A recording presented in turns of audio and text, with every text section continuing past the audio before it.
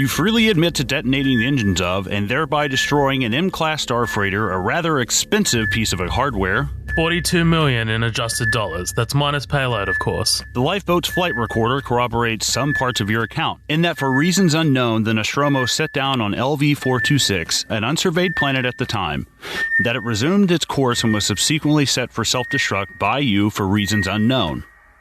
Not for reasons unknown. I told you. We sat down there on company orders to get this thing, which destroyed my crew. And your expensive ship. The analysis team, which went over the lifeboat centimeter by centimeter, found no physical evidence of the creature you describe. Good. That's because I blew it out the goddamn airlock. Like I said.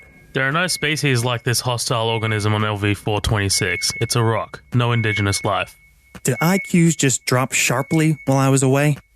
Ma'am, I already said it was not indigenous. It was a derelict spacecraft. It was an alien ship. It was not from there. You get it? We homed in on its beacon. And found something never recorded once in any of the 300 surveyed worlds. A creature that gestates inside a living human host. These are your words, and has concentrated acid for blood. That's right.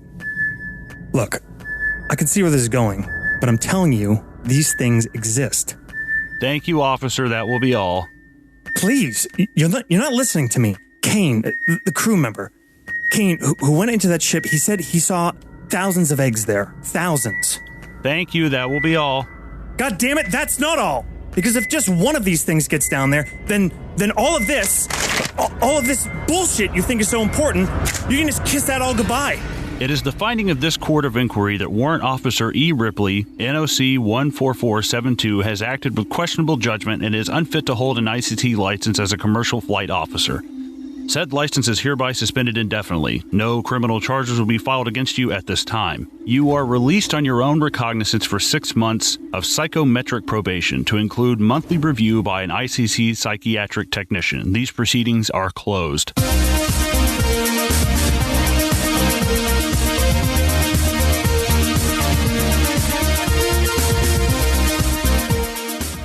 After floating in space for 57 years, Lieutenant Ellen Ripley's shuttle was found by a deep space salvage team. After being rescued, she agrees to return to LV-426 to help a group of Marines locate its lost colonist. However, she and her well-armed companions find only one survivor, a 9-year-old girl named Newt living in the colony. To their horror, they soon discover that they are anything but alone on the remote planet. Welcome to another feature presentation of Midnight Double Feature, and on this episode, we'll be covering 1986's Aliens, directed by James Cameron.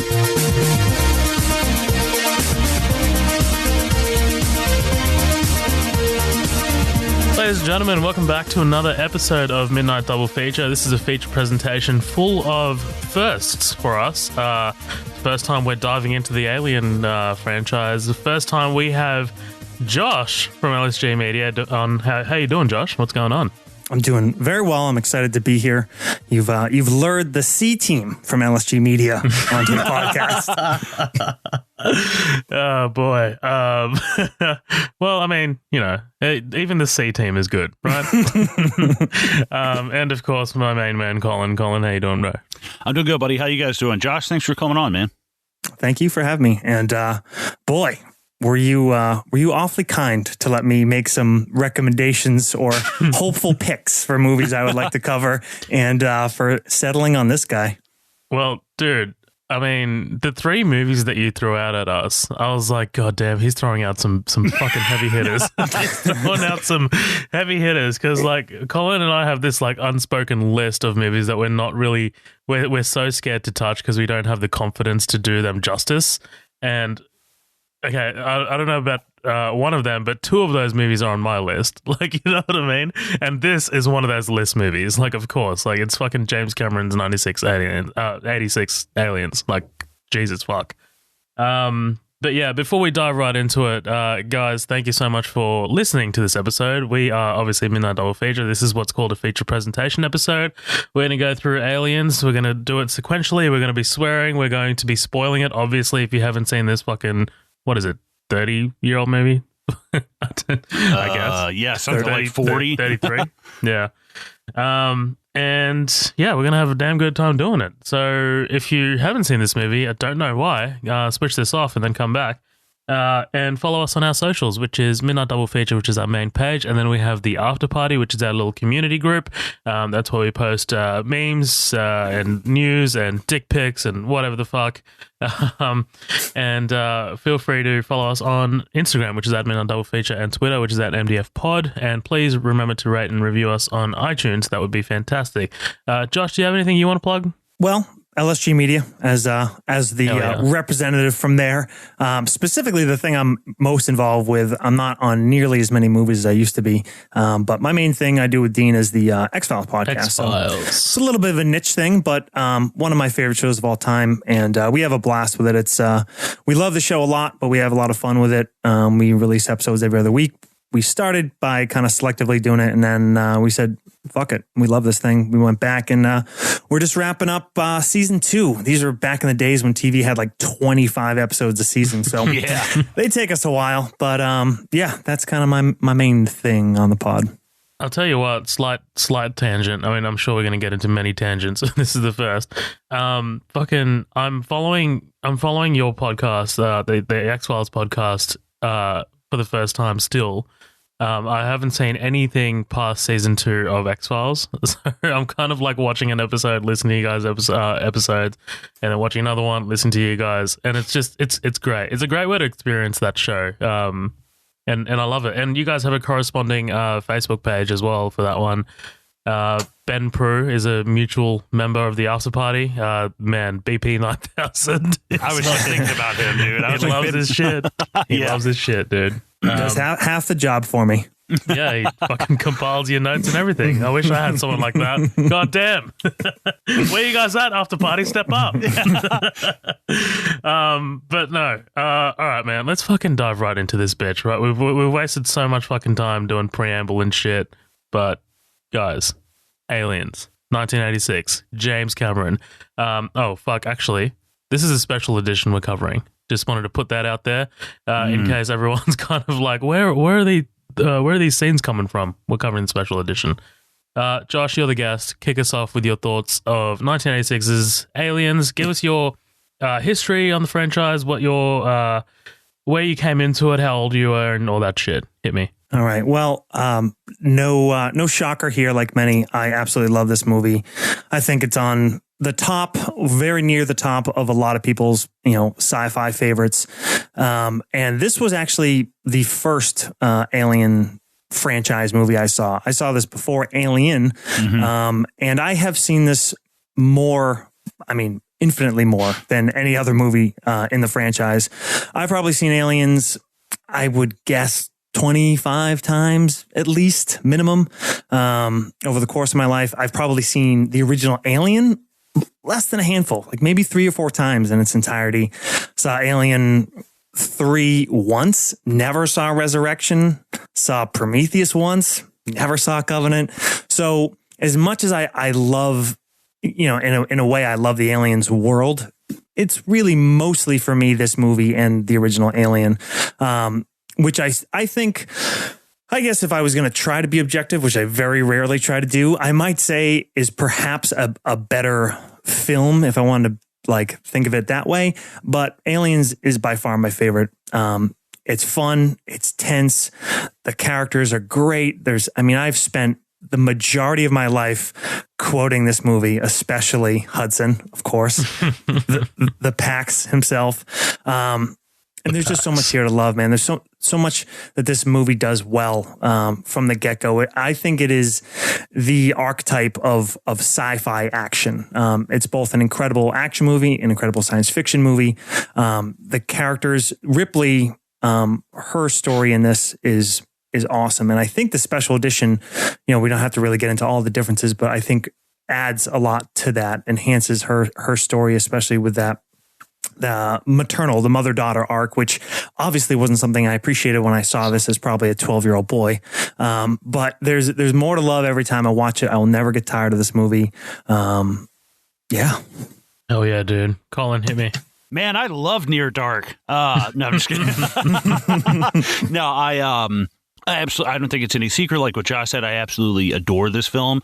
This is one of the few like VHSs I would still go out and buy, because there's something about, I love watching this on Blu-ray, I love watching the special edition, but there is something so magical about it being on VHS. I don't know what it is. I don't know if it's the lower quality of it or if it's strictly subjective nostalgia, but I just absolutely adore watching it on VHS. And you know, it's fine on Blu-ray. I've got it on Blu-ray. I really, really dig it. The Blu-ray version I have is just, I didn't realize how fucking balls to the wall it was, with like the making of Aliens, which is like a 3-hour-long documentary. There's like the Mother version, which is like, as you're watching, it's like an interactive menu, like it's kind of like Amazon X-Ray, but just for this movie, with breaks for breastfeeding breaks, right? Yeah, dude. I mean, it's like, if you go into all the shit, it's like 6 fucking hours long, dude. It takes forever. But no, this was obviously, like what Josh said, this was my first introduction to the Aliens franchise. I'd always known, I mean, it's iconic as fuck. I mean, you've got Ridley Scott, which is, in his prime, one of the best directors of all time. James Cameron, who has never really seemed to have made a bad movie. I mean, if you look at their track records, I mean, he's got a hell of a better track record than Ridley Scott, to be completely honest. But neither one of them have just made, like, that movie was garbage. You might not like what Ridley Scott's done recently, but I think it ends up being more subjective than anything. Do I like Prometheus? No. Did I see Alien Covenant? Fuck no. To me, Alien stops after this, and I saw a little bit of the third one, watched the first 5 minutes, fucking hated it, turned it off. I was like, well, goodbye. I mean, if anybody who's seen the third one, Alien 3, knows what happens, he's scared, I just turned it off. I was like, no, I'm good. This was... But, you know, it's crazy. I can't remember the first time I watched it. I just can't. I don't know if it was just something, if it was like a cultural kind of osmosis where I just, you know, get away from her, you bitch, and, you know, game over, man. If it was just something that I knew from cultural osmosis, or if I just thought that I'd seen it all those years ago. But I definitely, I mean, in my late teens to early 20s was I just balls deep into shit like this, shit like Near Dark, Blade Runner. And I love this kind of companion universe with Terminator and Near Dark and Aliens. This was just like the prime time of a sci-fi horror fan. It just, I don't think there's a better blend of science fiction action. And I think a big, and Josh and I were talking about this the other day, a big asterisk that people should probably put next to these is that Alien, Ridley Scott Alien, is a horror sci-fi film, and with action elements. This is an action sci-fi film with horror elements, and I think it's important to remember that if you're watching it. If you want somebody who just wants, a beer chugging, shoot 'em up, like good time, you should probably watch this. If you want to scare the fuck out of somebody, put Alien in. Like I said, I don't remember the first time I watched it. I can remember, I mean, Sigourney Weaver was always Dana Barrett to me. That's I mean, forever and ever, amen, growing up as a kid. So it's interesting that seeing her come into a totally different role than Dana Barrett. She's kind of just like a damsel in distress in that. But it's interesting seeing her, and I think we have James Cameron to thank for a lot of, I mean, two of the biggest women in all of like sci-fi who are badass, and I appreciate the badassery of them because it's not a forced, shoehorned progressive kind of thing. I mean, this is in the middle of the fucking 80s. He's developing, and you know, late 80s, early 90s. We got Sarah Connor, and Ellen Ripley, and they feel so naturally art over the course of two films. And I think it's so incredible how he was able to do that. I think you have to give some hats off to Ridley Scott because he set up this character Ripley, but I think Cameron was the one who was able to come along and really flesh her out as this complete and total badass. Now, I've definitely got some production notes to go over as we get into it, but just as my initial thoughts, I mean, I think this is maybe one or two things if I could wave the magic wand of my subjective taste at this film. But I mean, at the end of the day, I think it's damn near a perfect movie. It is the epitome of practical effects in the 80s, along with something like The Thing. I think it holds up just as well as something like The Thing. It even has a feeling of that, of an ensemble group trapped in an isolated place getting picked off by an alien creature. I mean, it kind of feels like that. But I think that this has cemented itself. It has held up for years, and I would be I'm trying to think of the right word.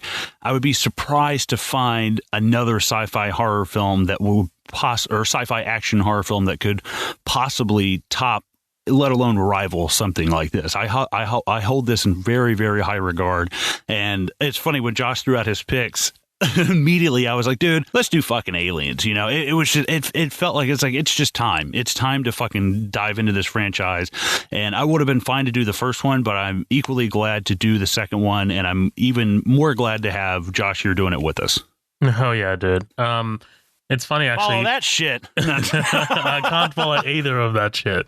But it's funny that you said that because like, when we 100% chose to cover Aliens on the podcast, I went out and I bought Alien, the first one, because I hadn't seen it in a very long time, and I was like, you know what, I'm gonna put myself in the zone for like maybe like 4.5 hours and watch both back to back. And that's exactly what I did last weekend when we chose the picks.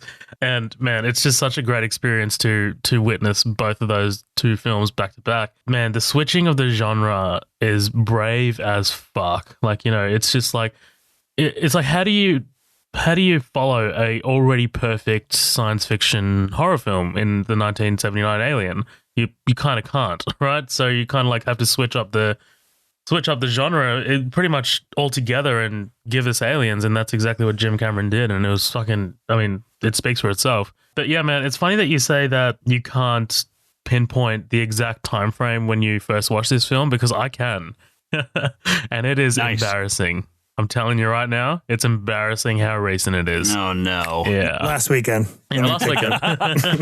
But no, it was actually, I was still working at the cinema. So it's between that little 2010, 2015 sweet spot. And it was actually right before Prometheus came out. So it was actually 2012. That was the first time I watched that movie 7 years ago. I was 18 years old. And it's funny because Prometheus, I still maintain that has one of the greatest trailers of all time. Like, the marketing team really needed to sell that pile of shit, and and man, they did such a good job with that trailer. I watched that trailer in cinemas and I was like, fuck, that looks awesome. And then like from there I was like, you know what, I'm gonna just dive into Aliens, man. I'm just gonna go headstrong into this one, into this franchise. And I did, and I fucking fell in love with the first and second one. Like you said, Colin, third one, not that great. But I mean, you know, it's still watchable, considering what they do in the first 5 minutes. By the way, all I'm going to say is Terminator Dark Fate, if no one's seen it yet. I doubt you guys have seen it, but it's, yeah, pretty much the same shit there. Ryan Smishmortion. Smortion, yeah, exactly. It rhymes with Smortion. And yeah, well, it's actually funny because like that was not my introduction to Aliens, the creatures. Like, I mean, I grew up with fucking Alien versus Predator coming out. Like, I mean, as a 10-year-old, I'm gonna go see that shit. Like, I mean, because it sounds great. And man, I mean, as a kid, I'm not gonna lie, I love those movies, but they're garbage. They are garbage. And you know, like if you watch them today, it's just like, God damn, this is fucking brutal. It's funny you say it's one of the only movies. As a movie guy, I don't walk out on movies. There's only 2 films I've ever walked out on. AVP Requiem was the first one. Yeah. I was like, see ya. Bye. I'm out. Fuck this. That second one, directed by the Strauss brothers, is just absolutely painful because, I mean, it's shot like you can't even see anything. It's dark as shit. But yeah, so anyway, look, man, Aliens. I fucking love this movie, and I think I agree with you, Colin. This is a perfect movie, let alone a perfect sequel, and that just doesn't happen these days, or any days. Like, I mean, how often do you get the perfect sequel, right? Between this and Terminator 2, fucking Fury Road even, like, you know, it's tough to, like, throw out a perfect sequel. Godfather 2 I'd probably put up there as well, but it's like, it's like, it's so uncommon, and like when it happens, it's just like, God damn, like how do you do this like twice in a row, you know? But yeah, this movie is fantastic from start to finish. The pacing of it. Okay, so this is something I want to talk about.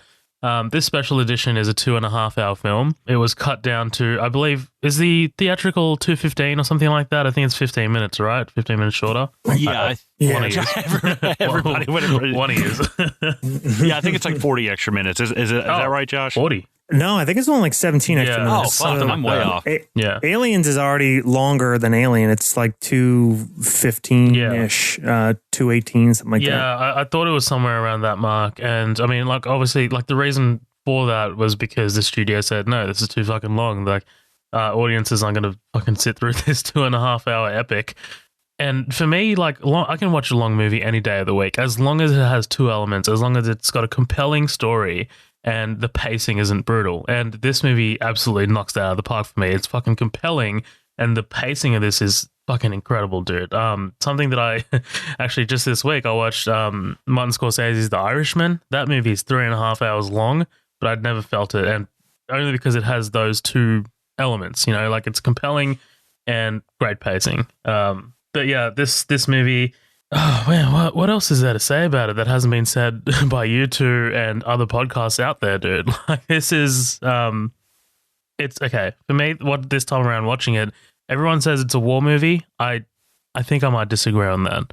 I think yes, like, you know, you've still got the colonial marines, you've still got this like really a kind of metaphorical aspect of it from the Vietnam War, which is all great and all, but I still think that at the heart of it, this is still a survival film, very much like the first, just done differently. What do you guys think about that? Josh, you go ahead. Yeah, there's definitely the way the Marines, the unit in this, it smacks a lot of Vietnam, like late Vietnam, and this came out in 86 and it was written, I think Cameron wrote it like a few years earlier than that. So America had a real pretty bad Vietnam War hangover, and it was like that late war, everything just sucks. Everybody's demoralized, and all the, when you watch those late shitty Vietnam movies, as far as, when the situation was shitty, it's not good order and discipline. It's not that Mel Gibson, We Were Soldiers Once, glory days. It's, everybody's nasty and their uniforms are all ratted up and there's no discipline. So that aspect strikes me the most as like a war movie, and the way they act going into it. But it's really that first action scene, which you talk about pacing. The first, I guess, real bad action scene for our boys is like over an hour into the movie, which is crazy because it doesn't feel like it takes that long. But the payoff is so great. And from there, it's really a slap in the face. No, we're not going to war. We are just barely trying to survive. So, yeah. No, that's 100%. And seriously, that like you mentioned, that first action sequence comes about, I think it's 1:10 or something like that. And the way this podcast episode is going to work is I'm going to lead the first half and Colin's going to lead the second half. And I'm just like, hey, Colin, can you like take over from like the drop after the dropship crashes? Because, man, I barely have anything to talk about in the first half. It's like it all kicks off in the second act. I mean, not that, the first half is like devoid of anything. It's just like they don't get into the shit. But yeah, like the Vietnam War stuff, especially this time around watching it, definitely stuck out to me a lot more. And I know I'm about to talk fucking Vietnam War to Americans. This is kind of like the you guys were there too. Thanks, Australia. I guess. This is like mansplaining. Yeah, I feel like it's the equivalent of that. But oh yeah, man. Anyway, I've yapped on for fucking ages, man. I love this movie. I watch it pretty much every year, and I think I definitely watch it more than the first Aliens, only because that kind of horror to me doesn't have a high rewatchability factor, whereas this is just kind of like boom, boom, boom, go. We're gonna do this. We're gonna go from point A to B, and we're gonna rescue fucking Newt now. Like it's crazy. It's the pacing of this is just next level insane. But yeah. Guys, what do you reckon we get into this bitch? Let's do it. Yeah. Let's go. Let's rock. We're some real pretty shit now, man. I love it. I do want to throw in just a hairful of production things really quick because I have no idea when the fuck I'll bring these back up again. Well, at least one of us did our homework, right? Right, a little bit. I watched a couple panels in the making of and shit. But it was really fucking interesting because this whole thing, if it hadn't been for, I think it was Conan the Destroyer, the second Conan, I think, or it might have been the first one. I think it was the second one that Arnold Schwarzenegger got held up. They said, hey, we're doing the Terminator. We're going to wait like 9 months for Arnold to do Terminator, which is insane. The fact that they would wait for him. So Cameron had that ready to go. It wasn't enough time to make another movie. He starts writing the sequel to Aliens because he loved the first one. He has a lot of respect for that, which is why I think this one does so well. One of the many reasons why. But so he writes this thing. He only gets about 90 pages, and he starts working on Terminator. And Fox, I was listening to Gail Ann Hurd talk about this, and she was saying Fox did the unthinkable and was like, hey, finish writing the script, and we will let you, if Terminator goes well, we'll let you direct it. Well, I mean, history, I don't think I really need to tell anybody how successful Terminator was. So obviously he got to direct it, but it's kind of insane that what happened is they start getting into it. He sent it to Sigourney Weaver. Sigourney Weaver's like, I really love what you're doing. She's like, I do want a little bit more money for coming back for the second one. Cameron's like, cool, whatever. I mean, you're badass now. You've been in fucking Ghostbusters. You're doing shit. You're a household name. Fox is like, well, what we want you to do is to write a script in case we don't want to pay her that much. And Cameron was like, go fuck yourself. He's like, there's absolutely no way we're doing this movie without Sigourney Weaver. So they ended up paying her for it and shit, which is just, how are you going to make a fucking sequel about the survivor of the Nostromo without it's just so ridiculous trying to think of like a sequel to Aliens in that way. But it's just so weird how this was filmed in England as well, which I've heard it's more expensive to film in England with certain things, but most of this shit with the whole colony was shot in the Access Chemicals set of Batman, which later on they came in and there was like all these like egg pods and bodies stuck to the wall, and they were like, what the fuck? And they had not like stricken the set and like torn a bunch of shit down, so there was all this horrible shit like everywhere. But my favorite thing that I have to take away from this is, I mean, my favorite part of this whole movie is Lance Henriksen. I mean, he's my favorite everything. I fucking love Lance Henriksen. He's probably my favorite actor. He's so fucking underrated. But it almost made me kind of sad hearing about how he took away from Bishop. Was that he played Bishop like a 12-year-old kid, and he was like, Bishop was this extremely innocent kid, and basically Lance Henriksen, I mean, he just flat out said, he's like, I came from a semi-abusive household, and I never held the adults angry because I knew that I would outlive them. So that's how I treated Bishop when people treated him bad. I just, well, I'm gonna outlive you. It's like, holy shit. Fuck. Like, that is I mean, it's dark, but at the same time, like, that dude is so fucking interesting, man. Like, listening to his, like, there was a whole panel with Paul Reiser and Jeanette Goldstein and a whole bunch of people, and halfway through it, Lance Henriksen's talking about something, and somebody just stopped and they're like, you're a fucking weird dude, Lance. Like, in front of everybody, they're like, you have such the most interesting way to like look at shit.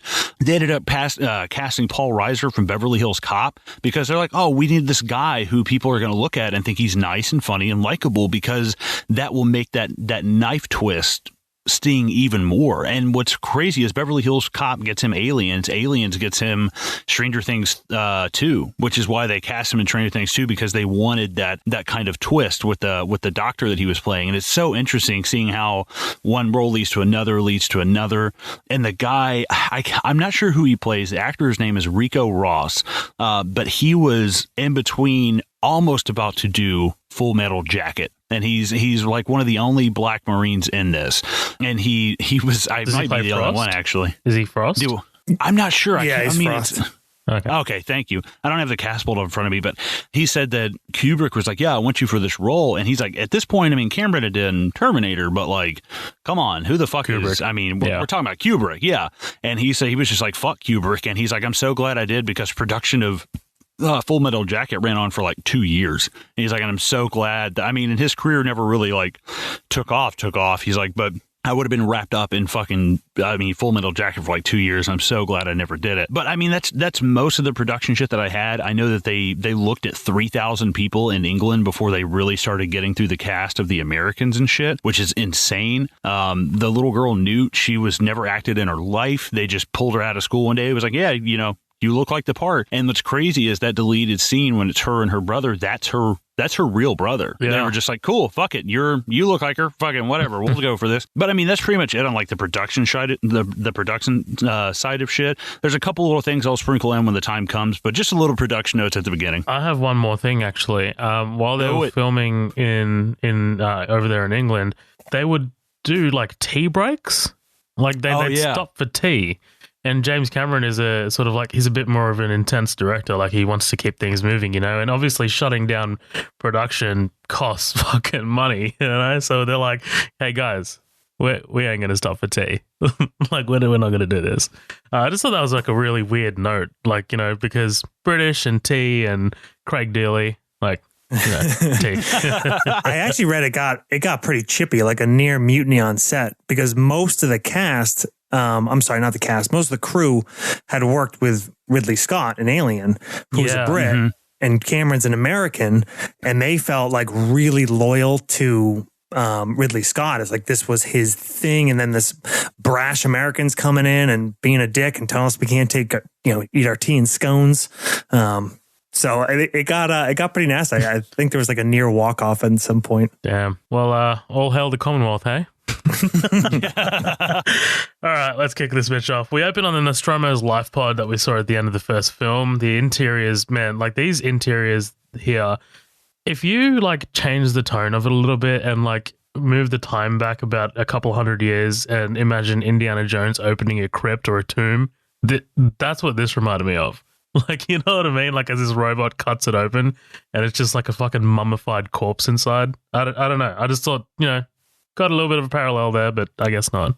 Well, I love that. I was high when I wrote this, so I love the gun and the door from the first Alien film, like with a harpoon gun. It's like such a nice. I think that's such a cool, respectful. Like, hey, if this is what happened in the first film, cool. We need to add that little gun stuck in the bottom of the door. Like, what an attention to detail and like respect for the first film. I fucking love that. Totally, dude. And I mean, like, it's been in real life, it's been 7 years, right? 7 years? No, yeah, 7 years since the first Alien. So it's like the amount of like painstaking detail that you'd need to go through like after 7 years of that shit, like it'll be awesome.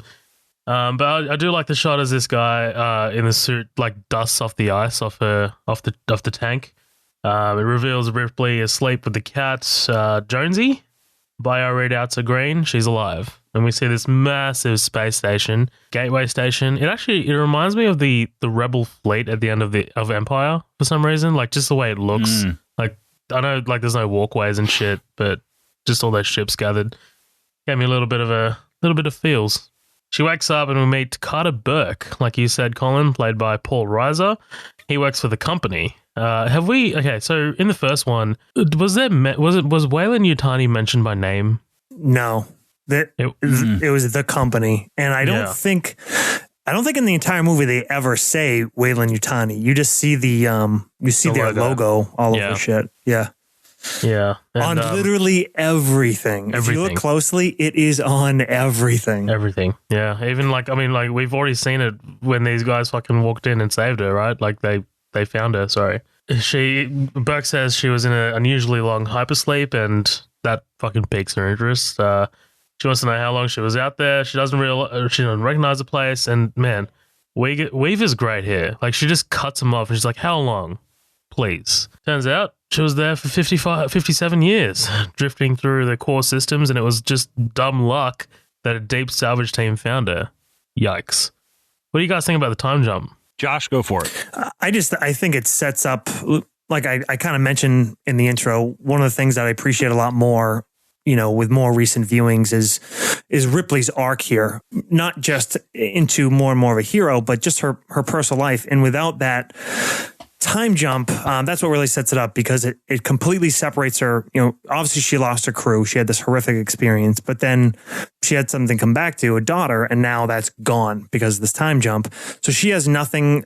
You know, I'm jumping ahead, but obviously she loses her license, everything like that. So it sets up this need for her to go back, and it's a compelling, believable reason. And I think without that, it would be like, why would this person who barely survived this ever be back in this situation voluntarily? And I think the time jump and that this extreme isolation, kind of hopeless state it puts her in makes that kind of feasible and sets up that cool arc for her.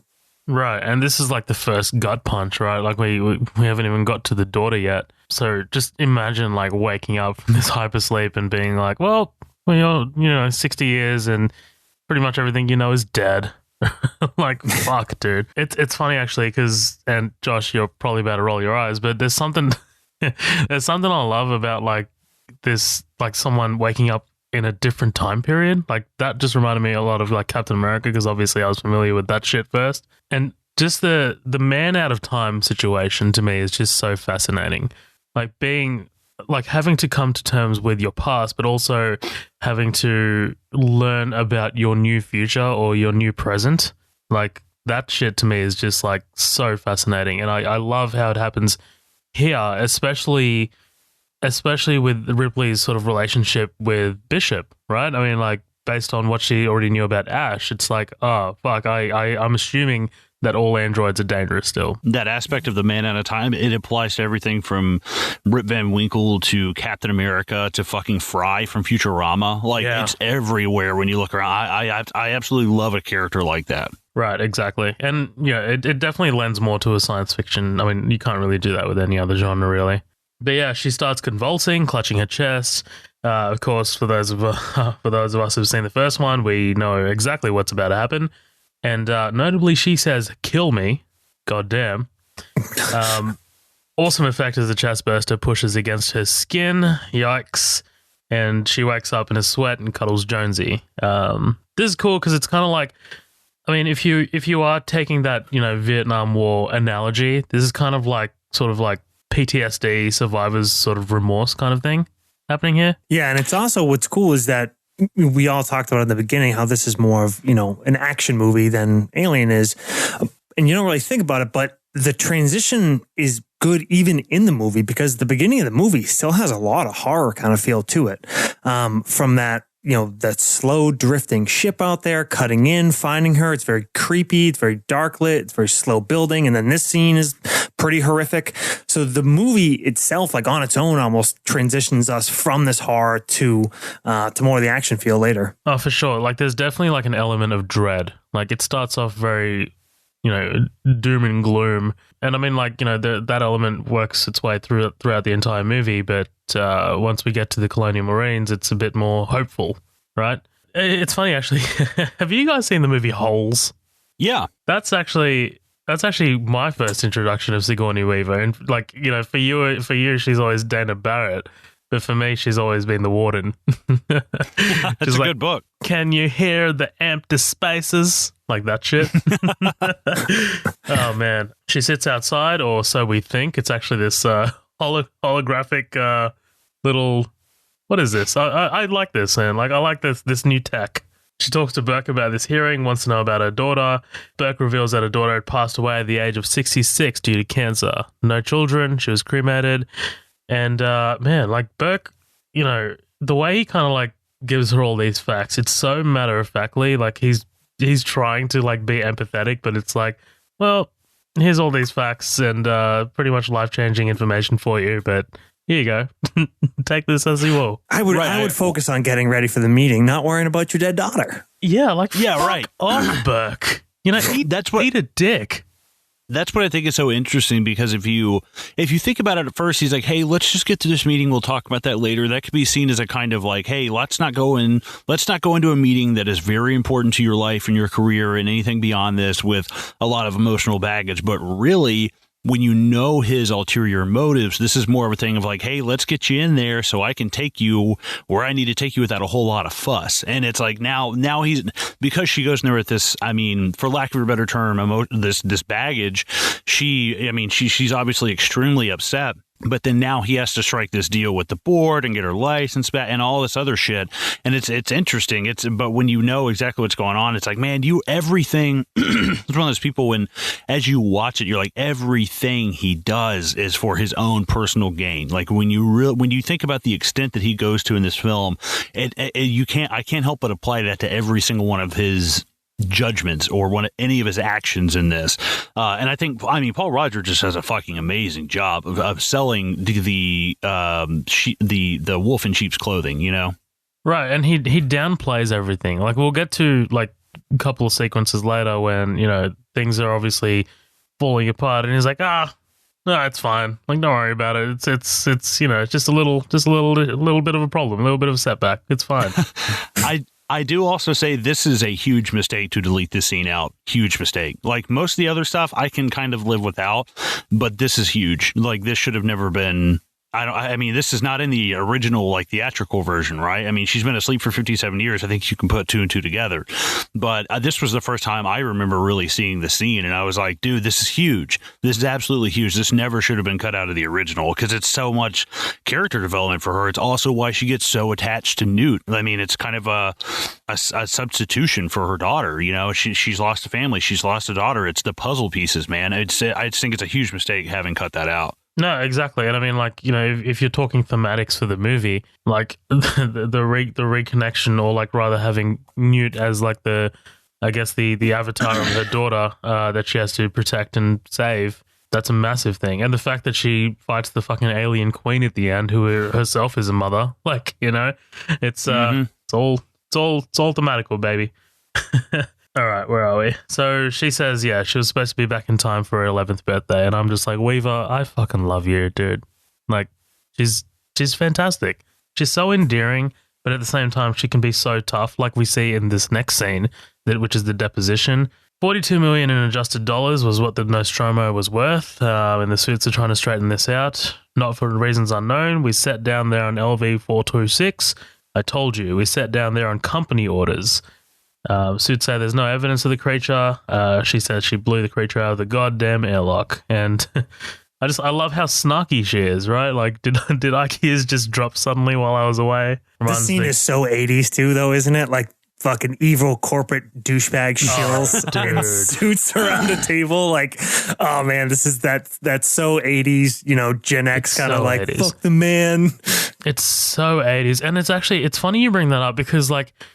Let's think about this the other way. If this movie was made today, considering the movement that Hollywood is going through right now, right? Like, I mean, you know, girl power and all that shit. I mean, like, hey, I'm all for that shit.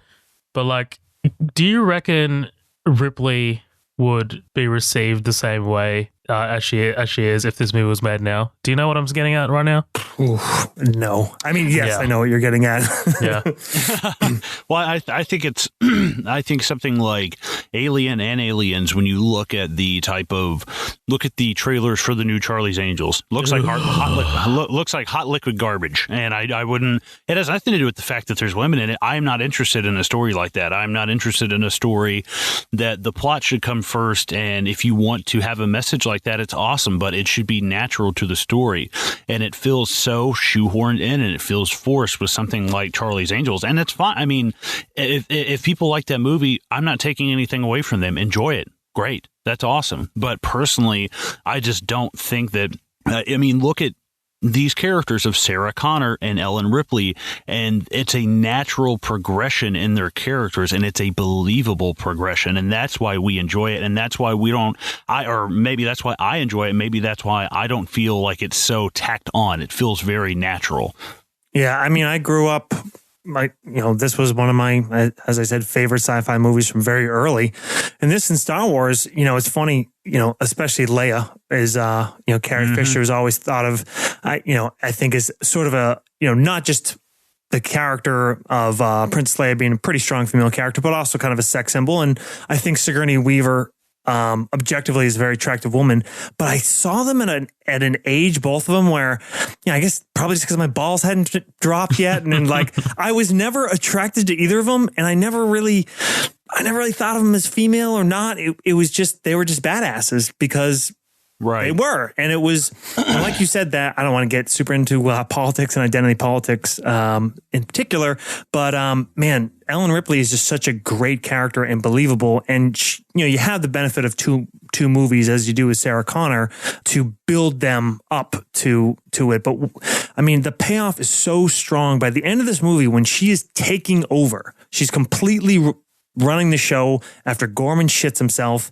and Hicks at best is kind of backing her up, and then her role in rescuing Newt, it is so earned and it's so believable, and that actual final confrontation when she goes down there, it's like, yeah, get some, you've earned it. You completely believe that she's capable of this by that point because of how much you've seen the character go through. It's brilliant because like, what feeds her becoming the leader that she is by the end of this movie is her knowledge, her pre-existing knowledge of like how the aliens function, like from the first one, right?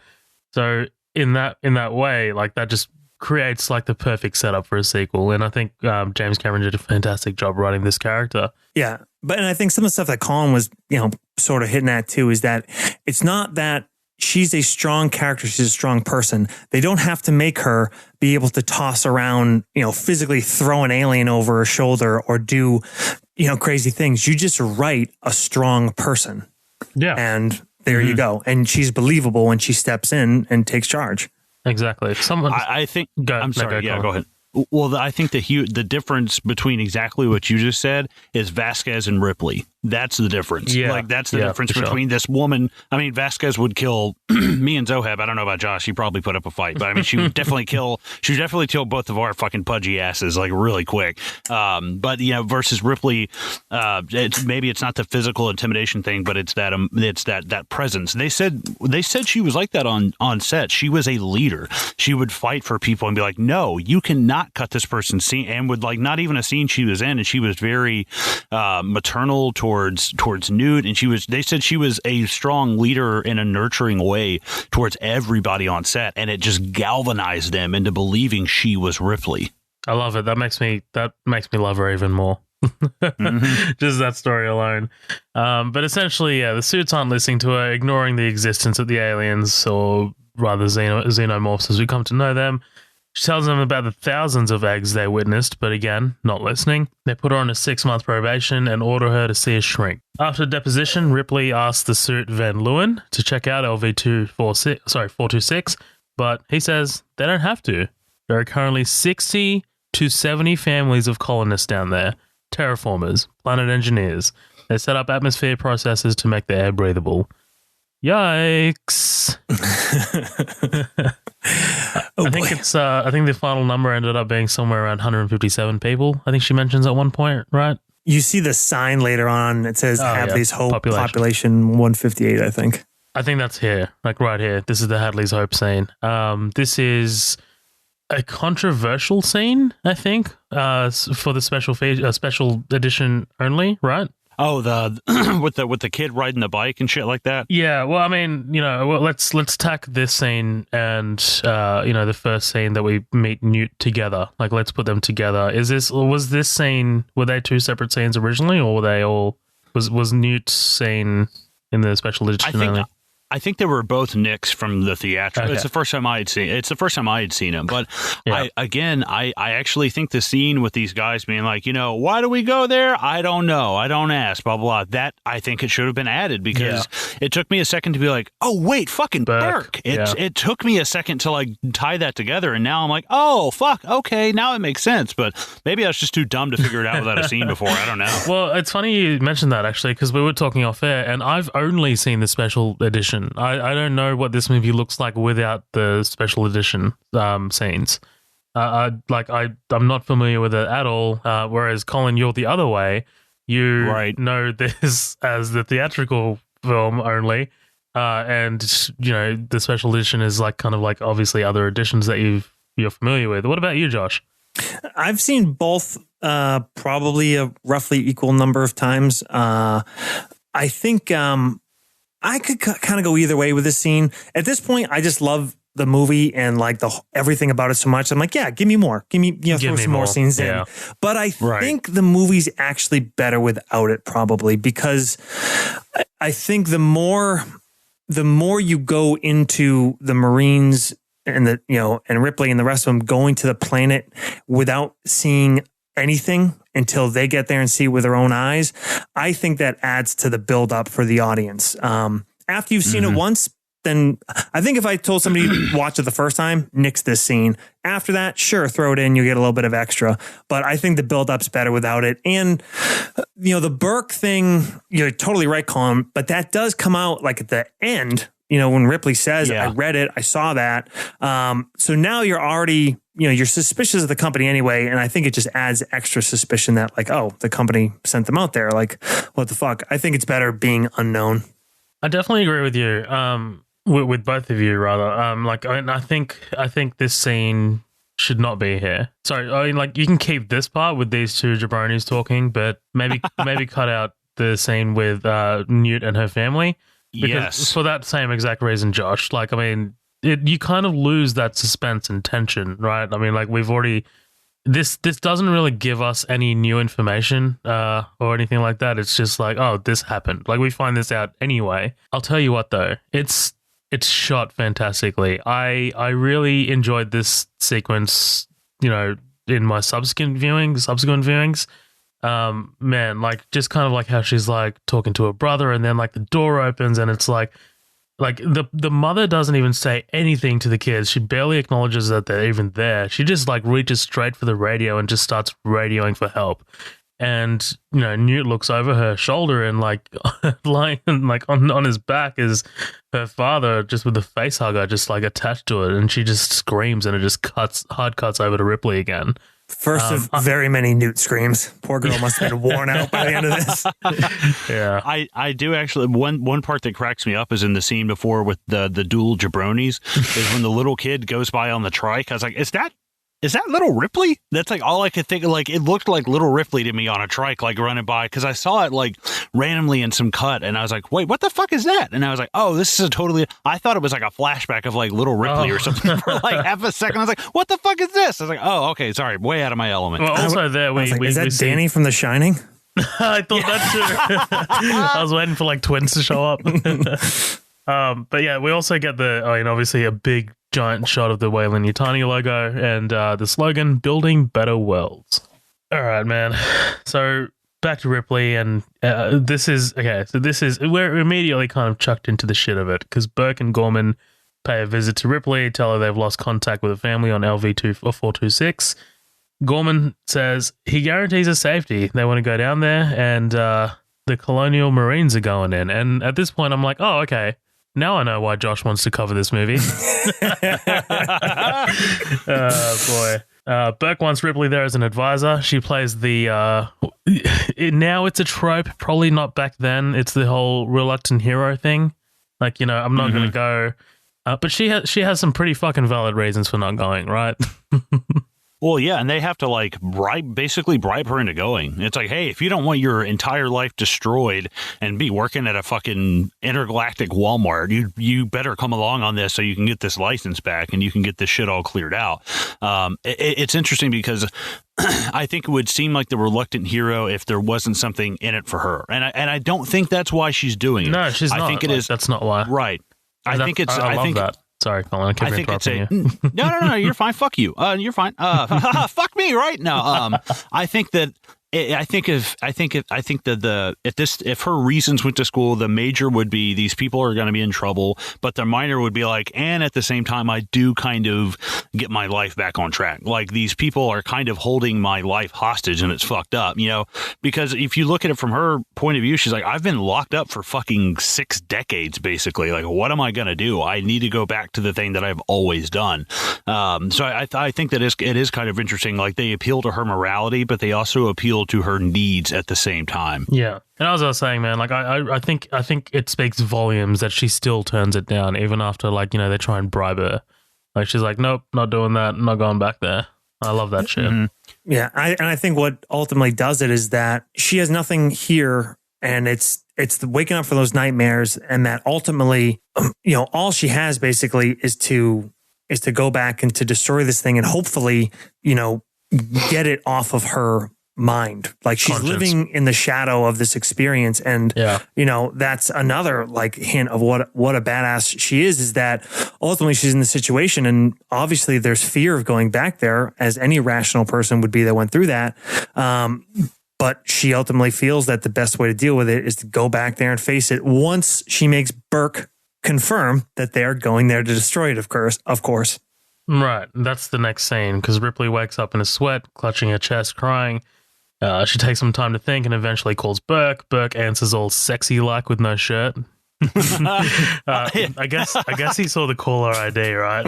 Yeah, I was gonna say, he's like he's like posturing himself up, like, all right, gotta make sure my eyes look sleepy. All right, gotta make sure I shaved. Like, oh, hey, what's up? Can you imagine if it's like Gorman? He's like, oh fuck, it's Gorman. Damn it. I will say, I was thinking if they remade this today, God strike anyone down, whoever would. But if they remade this today, who would I see being Burke? It would have to be Glenn Howerton, who plays Dennis on Always Sunny. He's the first person I thought of, and I was like, dude, he would kill it. He would genuinely fucking kill it. I think he's a great actor. No, he's awesome. He's fucking great. What was he in recently? He was in something recently. Can't remember. It was a bit role. It was a bit role. I'm not sure. He did a TV show on Hulu for a while. It wasn't that great. It had him and Patton Oswalt on it, but it was okay. Yeah. So, like you said, Josh, she gets Burke to tell her one thing. You're going out there to destroy them, right? Not to study, not to bring back, but to wipe them out. And Burke gives her his word, and she says she's in. And then we get this sequence that mirrors the opening of Alien. We see the starship Sulaco for the first time, weaponry on the outside, the shots of the armory, torpedoes, cargo bay. Basically, we're kind of like panning through the ship, very, very much like how we panned through the Nostromo in the first one. The music has a soft sort of like military drumming in the background, which is nice. By the way, James Horner did the music for this movie. Fucking great, dude. I love the score for this film. Not really the big sort of bombastic stuff, but I like the more subtle stuff, like especially this drumming here, and like later when they're walking through the corridors with their pulse rifles, and you know they find fucking that, I think it's like one of the fake outs, and like there's music's like slowly rising. It's great. We pan through the Sulaco. Eventually we get to the cryopods, and man, talk about skipping through unnecessary bullshit. Like Ripley is already here in the cryopod with them. Like there's no shitty intros. Like there's no like, hey Ripley, this is fucking Sergeant Apone. Like none of that shit. Like I love it. This is the pacing that I was talking about, dude. One of the production things that I read was James Cameron wanted like these live hydraulics on all of these pods to open it up. And I don't know who, production designer or who it was like, listen, man, you can do that.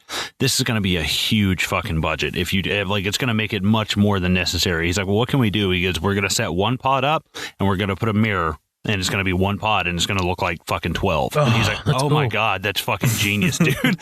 So when it's far back, it's a mirror, but when they get closer in, it's just strings and stuff, you know, that you can't see that's fucking out of awesome. frame. That's right. That's awesome. I didn't even know that. I guess they blew their hydraulic budget on the power loader. Yeah, well, dude, the fucking power loader is a dude in a suit with Sigourney Weaver strapped to him. It's incredible, like how they did shit on this movie, like the miniatures, the stuff, the fucking APC is just like it lugged like 747s in an airport. It's a real machine. And then they also made miniatures, and they did remote control stuff. It's like, oh my God, dude, the production design behind this is just fucking top notch. Hats off, man. This movie is a masterclass in miniature workers. Absolutely. Yeah. Drake wakes up and complains that they're not paying us enough for this, and I'm just like, well, dude, you can go back to fucking Andy Dufresne in the projection room, man. Like, yeah,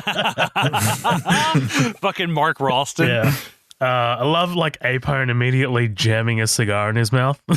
Yes, he went to like sleep with it. By the way, Josh, I know you're not familiar, but well, I mean, I don't know if you're familiar, but Colin, I know you are. Do you reckon Halo got the inspiration from Sergeant Johnson? Dude, this has to be Johnson. There's no way, right? Like, right, sure. right, 1,000%. 100%. Right. Now, this guy, I mean, Josh, you're obviously the expert here. Like, this guy wasn't in the Marine Corps, right? I mean, he was just like kind of did acting later on in life. Is that right? Yeah, he wasn't just in the Marine Corps. He was in Vietnam. He got 2 Purple Hearts. He was wounded in action twice. He was the first Black Marine to be meritoriously promoted sergeant in the field. So when he is ripping lines, and it's just like, oh man, I love it. I love him. A lot of the movie things that I really, really enjoy are just these characters, these Marines, their interactions with each other. As far as personalities, you know, if listeners don't know, I was in the U.S. Marine Corps, a little different than the United States colonial Marines, but obviously the inspiration. And besides being completely nasty and undisciplined, the personalities are completely spot on to just the eccentricness and vulgarity and black sense of humor that you expect in a frontline combat unit. And man, I just love the more these scenes of them interacting with each other when they're first getting out, and you know, at the mess hall in the next scene here. Oh man, I love it. I love all these guys. Everybody brings a little bit of a different piece to the table, but Apone really gives it a little bit of an authentic feel for sure. He feels so genuine, like when he's like firing those lines off later. He's brilliant. But yeah, as you said, we meet the crew slowly. Hicks played by Michael Biehn, not originally played by Michael Biehn, right? Used to be, yeah. Well, actually, he's got a couple of shots, I think a one shot, or maybe a couple, but played by James Remar, who we saw in Django Unchained. We saw him in The Warriors. He also, I guess he played Dexter's dad in Dexter. He's an established actor. Do you know why he got the boot? Josh, do you know? I don't want to jump in if you know this. Drugs. Yeah, that's what I heard. It's so funny because in that panel, somebody in the audience was like, "Hey, what happened to James Remar?" I was like, "Ooh, like little sore subject, dude. Like maybe, I mean, it's been fucking almost 4 decades, but hey, but no, they were just, you know, they actually the guy that, God damn it, I'm drawing a blank again. The guy who I said was almost in Full Metal Jacket, Rico, I fucking can't remember his name. Rico Ross. Frost. Frost, Frost. Okay, thank you. He said he was pissed that they fired James Remar because he was like, me and Remar got along like really well and we bonded, and he's like a man's man. He's just, you know, kind of, I don't know, he's just a very hands-on kind of dude. And here comes Michael Biehn, who looks like he could walk out of, you know, a fucking like a Playgirl issue, and he was like, I just didn't like him. He's like, but we ended up hitting it off really well. He's like, but at first I definitely resented the fact that they had fired James Remar, but I mean, all these years later I kind of have to understand why, you know. Remar's kind of got like a hardness about him that I don't know if I would have loved, because like the way Biehn plays Hicks, like he's got this like, you know, quiet sort of like sympathetic, even like sarcastic nature about him. Like when they're looking out at the vents there and they're like kind of like they're flashing and he's like, how long till it blows, like that shit. I don't know if that's a Remar thing, like, you know. There's something interesting. I was listening to Michael Biehn, and Michael Biehn was like, there's that scene where they're looking at the schematics and Newt can't get up on the table, and he looked at James Cameron. He's like, can I just pick her up and put her on the table? He goes, that's why you are Hicks, because Remar wouldn't have done that. He's like I needed right. He's like that's why you're Hicks. And they gave Michael Biehn 24 hours to make up his mind to get on the plane and come to England. Yeah. I'm like, holy shit, man, that's fucking nuts. But isn't James Remar in like the 3rd or 4th Alien? Am I crazy, or is he in one later on? Am I wrong? I might be thinking of somebody else. I can't remember. I thought it was the one with like Winona Ryder. Maybe I'm wrong. I'm gonna Google it. Shit. Anyways, keep on. All right, but yeah. So man, apparently like they all got to kind of like customize their own armor. Like that was the thing, and like Michael Biehn didn't, because James Remar had already customized it or like tagged it up. Like that was the thing. But dude, let's talk about the late great Bill Paxton as Hudson. Oh. God damn. What a fucking tragedy when he passed. Like this. Yeah. Hudson is absolutely fantastic to watch. Like the first time I saw this, I'm going to be 100% completely honest, I kind of thought he was a little annoying. I know. But I grew to love him, because like if I'm watching it in this like Vietnam metaphor context, like this is the character that most applies to, because you're going in like guns blazing, you're so fucking excited for it, and then you get your ass kicked and you're just like, well, I kind of want to go home now. I kind of want to go home now. Hey, do you blame him? No, I don't blame him. There's fucking aliens out there. No, but I mean, you're right. And I think that's not a terrible, like, he is kind of annoying. He's super high energy and he's sarcastic and he's always cracking jokes and he's always trying to act like the biggest badass in the room. And then when shit goes bad, he's kind of the most, not cowardly, but definitely like freaking out and wanting to get out of there. Goes down like a champ though at the very end. But yeah, he's, you know, he's definitely a strong personality, but the movie would not be the same without him. Of all the, For sure. you know, the non-critical characters, he definitely adds the most flavor to it. For sure. I love that you said he's not cowardly, because if you make this character someone who's like totally inept, like if you make him like Deputy fucking Dewey from Scream, like that kind of shit, then you immediately fall out of love with this character. But like, yeah, Paxton plays him so well, like, you know, because he's also proficient, you know, he's a fucking colonial marine, like he knows his way around a gun. But you know, he saw what he's up against and he's like, yeah, no, I'm gonna peace out. See ya. The funny part is even Paxton, again, watching this making of, Paxton was like, I did the everybody audition. Lance Henriksen had worked with Cameron like twice, and they made Lance Henriksen audition. He was like, fuck you. Like, he was immediately like annoyed. But Bill Paxton was like, man, you know, I did the audition. I really thought I blew it, and I thought I overacted it. And I was like, I mean, I can see why. I mean, but that's probably what got you the role. And then you've got, you round out the rest of the supporting cast, right? You got Vasquez, played by Jeanette Goldstein. Hey, is this racist? I was wondering that was going to come up. You mean the little Jewish broad playing the Latino badass? I think it's a little racist. Oh, but I'm not going to lie. She does something for me. I don't know what. It's Really? just good God. Okay. Dude, I've always thought Vasquez was so fucking, I mean, I have a preference for short hair. That's just my preference. But there's just something like, A, she's fucking ripped. She has huge tits. She's a badass. Like, she's sweating fucking off awesome. this movie as well. Right. And she's fucking funny. Hey, Vasquez, everybody ever mistaken you for a man? No. Have you? Like, dude, that's such a fucking good line, man. Yeah, I mean, she gets a little over the top, but I mean, she's good. Did she do anything for you in Terminator 2? Is she in T2? Yeah. Oh, yeah. She's the fucking mom. Yeah. I forgot about that. She's in like Lethal Weapon, too. Yeah, she's in a bunch of shit. She is, yeah. Drake, Frost, Pharaoh, Spunkmeyer, and Dietrich. I think the last two are the dropship pilots, right? Spunkmeyer, Dietrich. Dietrich's the medic chick. Okay, right. Yeah. Pharaoh's the pilot, chick pilot, and Spunkmeyer's the co-pilot. Nice. So we've got our crew, right? And yeah, I didn't realize until way late that Vasquez is John Connor's mother, but we'll just nip that in the bud there. I love Hudson's energy. God, Paxton was great. But yeah, man, these Marines are just so macho. Like I said, it turned me off a little the first time I saw it, before I realized what kind of, I guess, Cameron was going for with the Vietnam stuff. I mean, if that is a thing, I'm just going to like put it out there. I don't know 100% whether that is a thing, but I'm going to just take a wild stab and say that was a thing. Well, I would say, you know, just it's not unrealistic, but this is the hallmarks of, as much as you love to watch them, this is a bad outfit. Like this is a bad unit that everybody, you know, writes their shit all over their armor. They have loud personalities. They talk back. They talk shit all the time. Like there are units out there, and they're the units that usually go and get their asses handed to them, and it goes pretty fucking badly.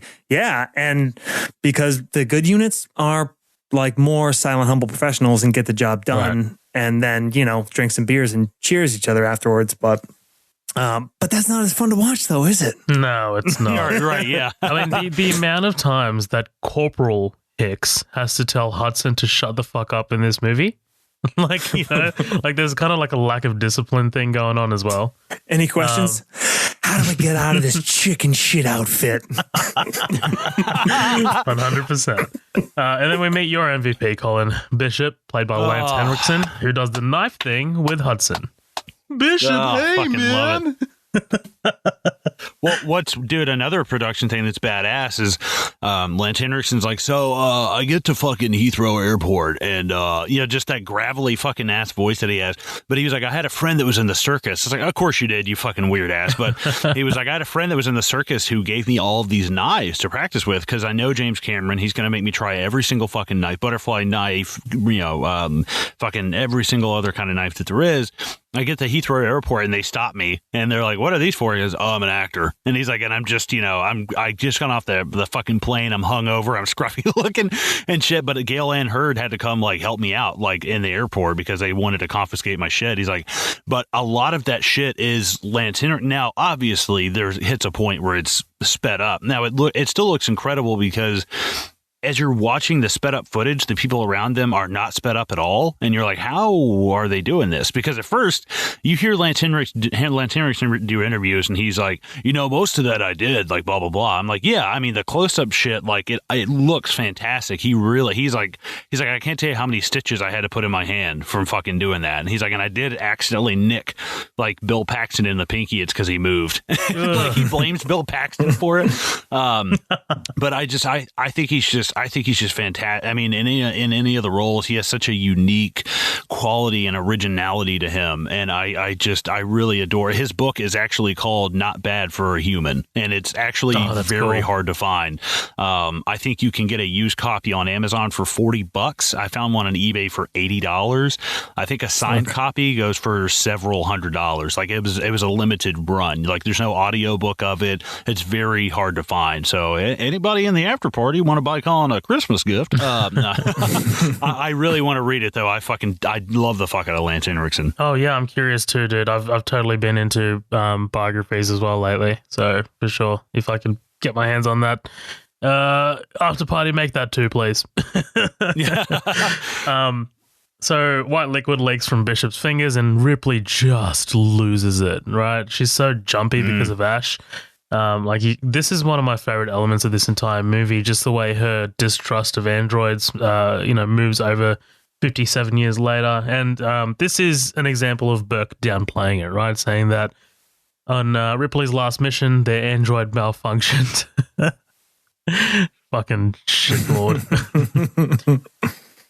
So apparently in the original script, Ash was a Cyberdyne model and not a Hyperdyne model. Like that was a thing? Yeah.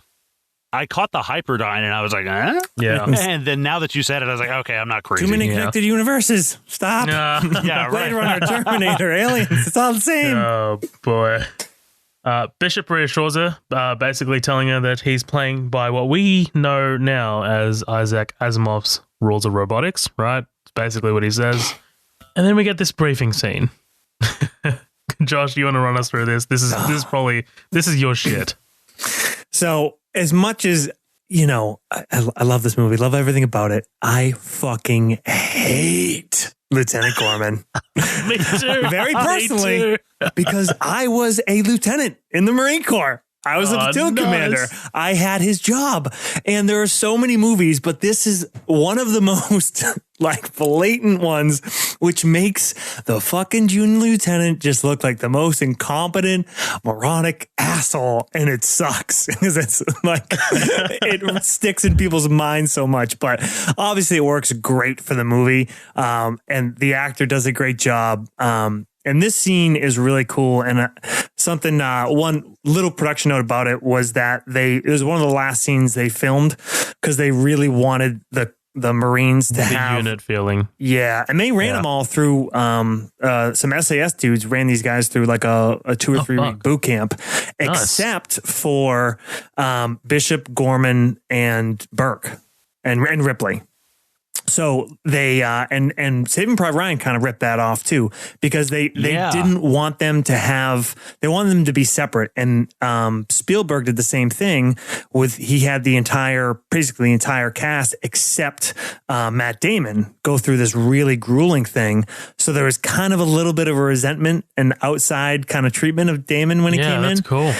So, but yeah, this is the briefing's great. This part here where Gorman starts it off, he brings up Ripley, and you feel for Ripley here because she's doing what she is brought here to do. She tries to start giving her info, and the Marines are just being total blowhards. Vasquez, all I need to know is where they are, and just so bad. Dismissing the info. And, maybe you guys have dug more into the Aliens universe, because obviously it's, not just all the movies, but video games and, internet shit. Books. It's gone super deep. Books.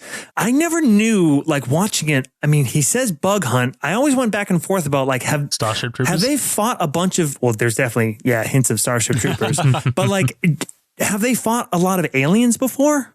Or is this like a new thing? Like, you think when he says bug hunt, he says another bug hunt. Yeah, so you kind of think that they're used to fighting aliens, and they've gotten some Arcturian poontang. But there's other times where I feel like the idea, of an alien creature is kind of crazy to some people that we see.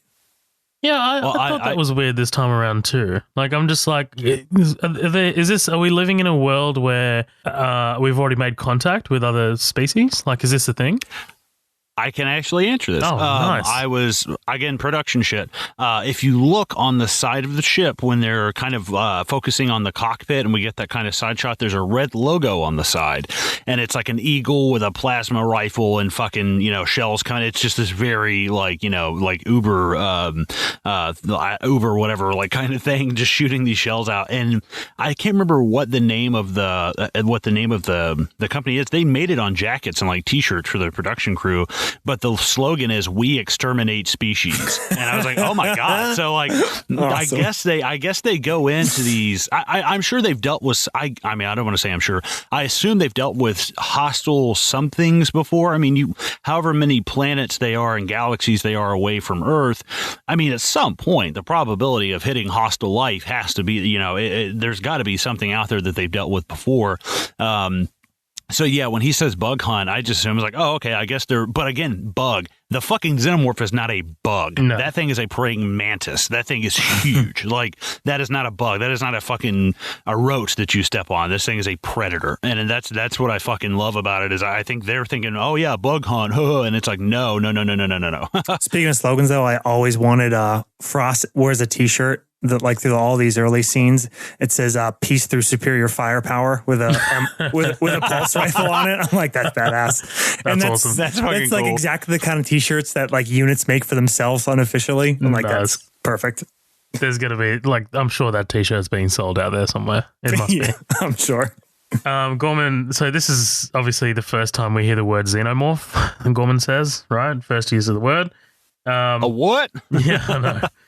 But yeah, essentially they get their orders after Ripley lays down what happened to her on the Nostromo, what happened to Kane, assholes and elbows, right? In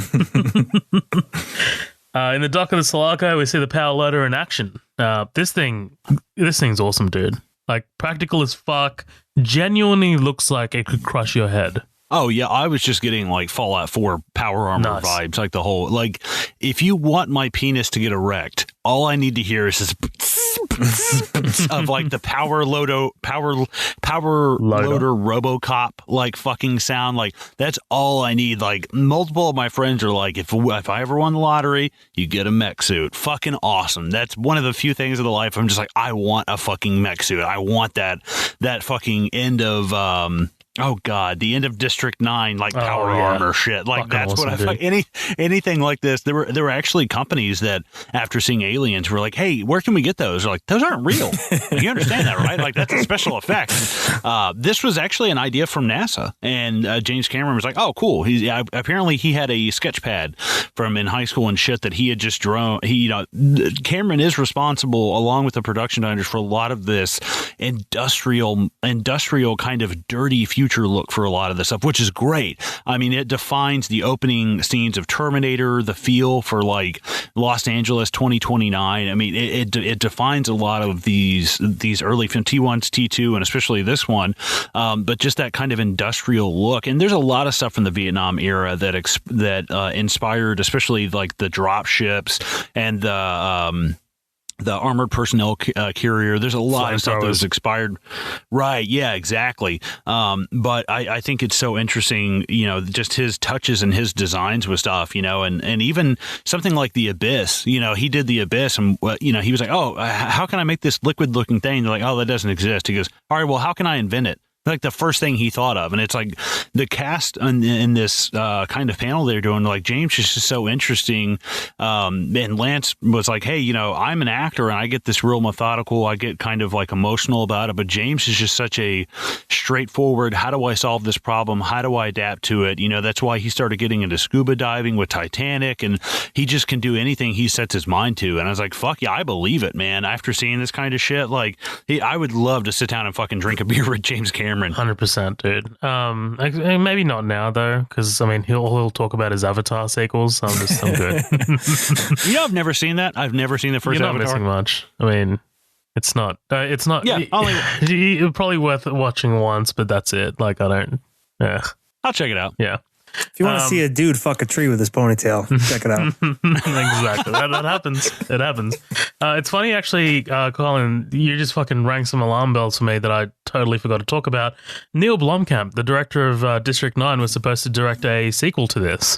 For the longest time, actually. And there is concept art out there of Hicks was supposed to come back, and Sigourney Weaver as Ripley was supposed to come back as well. And that was before Alien Covenant, and for some fucking reason, Ridley Scott was like, no, my toys.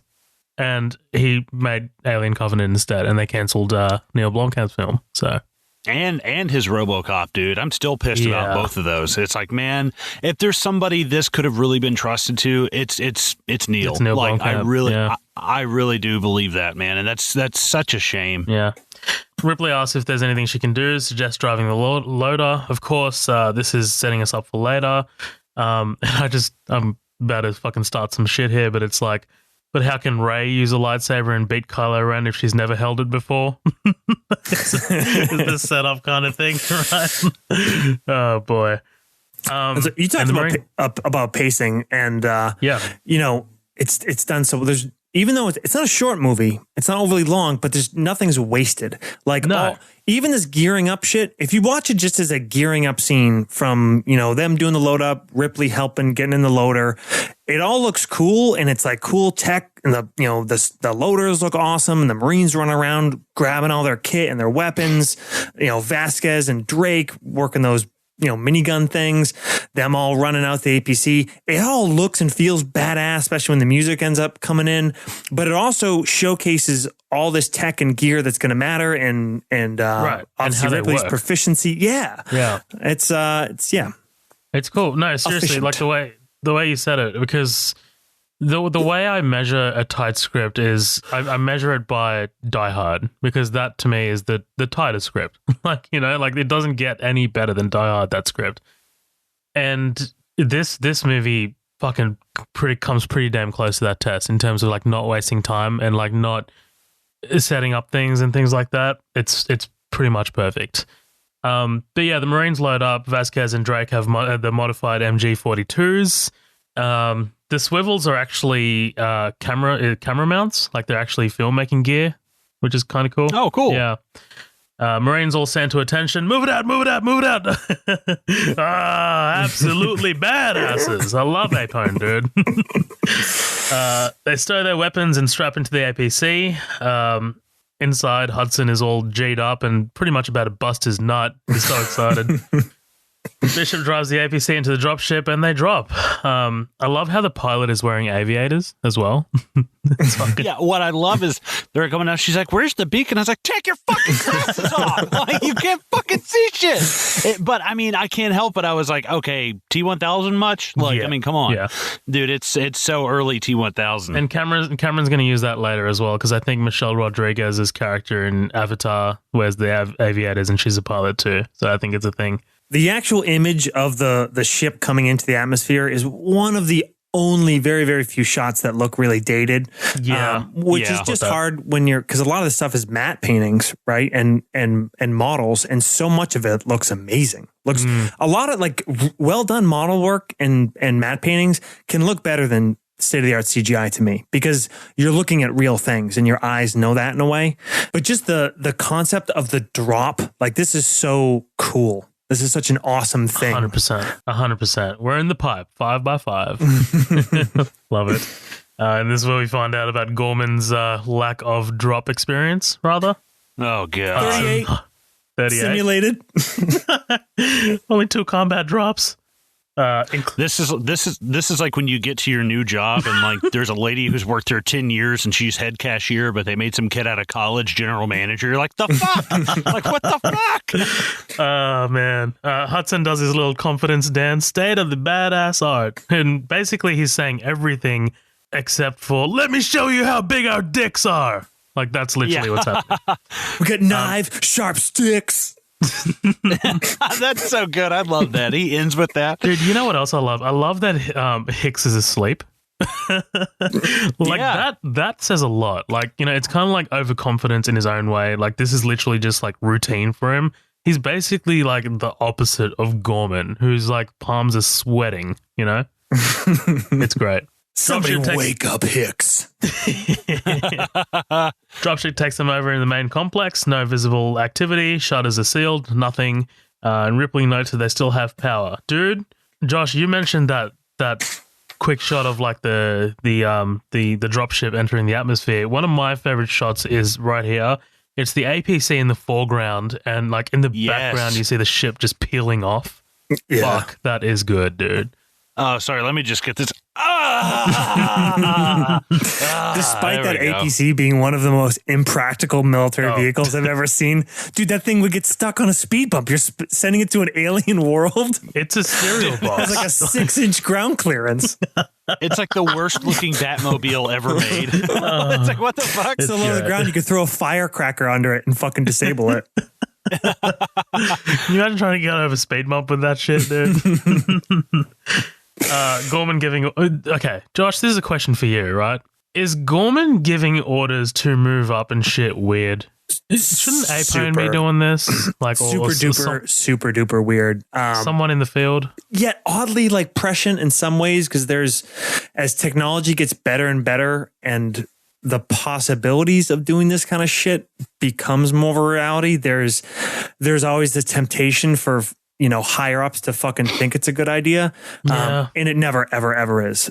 And like that is the worst aspect of leadership, is to fucking sit in the back, not putting yourself in a danger, not having situational awareness, thinking you do because you're watching cameras and shit and trying to give orders.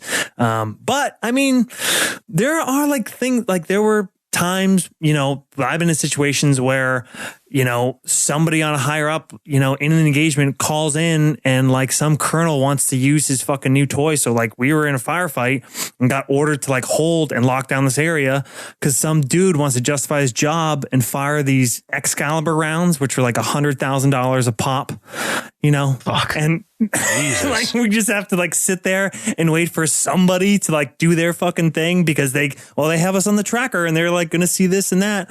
So yeah, it's a terrible idea, but it is not wildly unrealistic. Okay. $100,000, that's it? Yeah. For 4 dudes in pajamas with AKs. Fucking hell. That's a salary right there. Good That's fucking like trade. Oh, man. They crack open the doors and walk into the damaged hallway. This is where the visuals to me just pop, man. Like this is... It's just so eerie as the water drops on them from above. Like there's no music, and it's just like the sound of their footsteps. Like you're immediately kind of plunged into this, and you're just like, "Fuck!" Anything could happen at any goddamn time. You know, it's awesome. We got some explosive damage, probably seismic charges, says Apone. Hicks and Hudson break out the motion trackers, which are now absolutely iconic. Right? Oh yeah, I love the sound of those things. Dude, so fucking good. There are a couple of video games that utilize them pretty well. Alien Isolation is one. And the other one, I think it's Colonial Marines, which is pretty dog shit, but yeah. And you mentioned the look of it. And I'm not saying it was the first movie that did this, but it was the first one I watched. You know, I saw this, like I said, pretty young, but I'd seen a lot of sci-fi. And this is the first one that was so dirty and grungy and lived in, and like this looks like a factory. It's like a mining facility. Like this is not what I was used to for science fiction. And then, you know, you fuck it up more with battle damage, and it's even like nastier. And it's so awesome. No, it's fantastic, man. The set design in this movie is kind of unparalleled. Like you've got this part But then, like, even later when they get down to the colonists, like that kind of like the tunnels, man, that shit is insane. Hudson picks up something on his radar. Tracker, well, I'm going to call it tracker, actually. I don't know, what the fuck. Something on his tracker. Tracker starts emitting the high-pitched noises. Turns out to be just a gerbil. Fake out. Ripley tells Hicks to pan right. They see the metal grates that have melted through, signaling acid blood. Goes down a few stories, and Hudson hacks up a nice loogie. Beautiful. And that shit immediately, you're just like, oh, well, fuck. We know what's happened here, basically, right? Like, we know that there's been a scuffle, and it's not like the colonists have, like, you know, done some infighting or something like that. We know for sure 100% that the aliens have been here. Like, that's... Oh, and I love when he starts kneeling over and they nudge him. He's like, come on, man, cut it out. Yeah. Gorman says the area is secure, but Ripley protests. I mean, obviously it's not secure. He's coming in. I feel safer already. Oh, yeah, it's great. Ripley and the squad enter the med lab and they come across a stasis tube. So at this point, Burke is bursting at the penis tip, right? He's like, yes.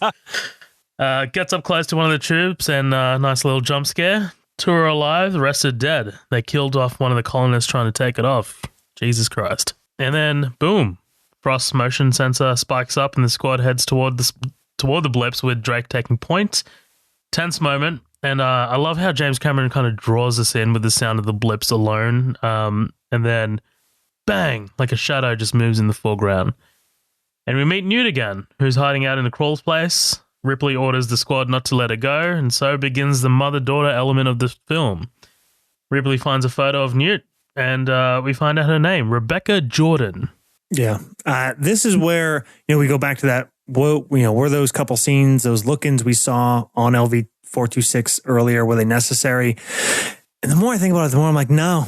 Because I'm like, well, what's the benefit? You see what the place looks like before it's all banged up. You kind of get a sense for why they were going out, on whose orders they were going out there. We get to see Newt and her family before, but it's better if you don't see what it's like before, and you have to find out along with the characters.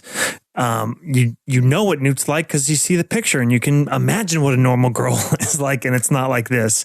And then the other thing is better when you find out way later that Burke was the one that sent the order. So yeah, it definitely works a lot better. And actually, when you fire up the 1990 special edition, you've got that little insert from James Cameron who's like, "This is how the film was intended to be seen," and I'm just like, well, I mean, come on. You're not George Lucas, right? You fucking beat me to it. Yeah. All right, man. Well, I was always as I originally intended. Old turkey neck. In the control room, Gorman tries to get Newt to talk, but she's just staring off into space, barely blinking. Man, is it Carrie Henn? Yeah. She's fucking great, especially in this moment. Like, she's just like a statue. Like, you can tell she's seen some shit. Like, imagine what she's seen. It's fantastic.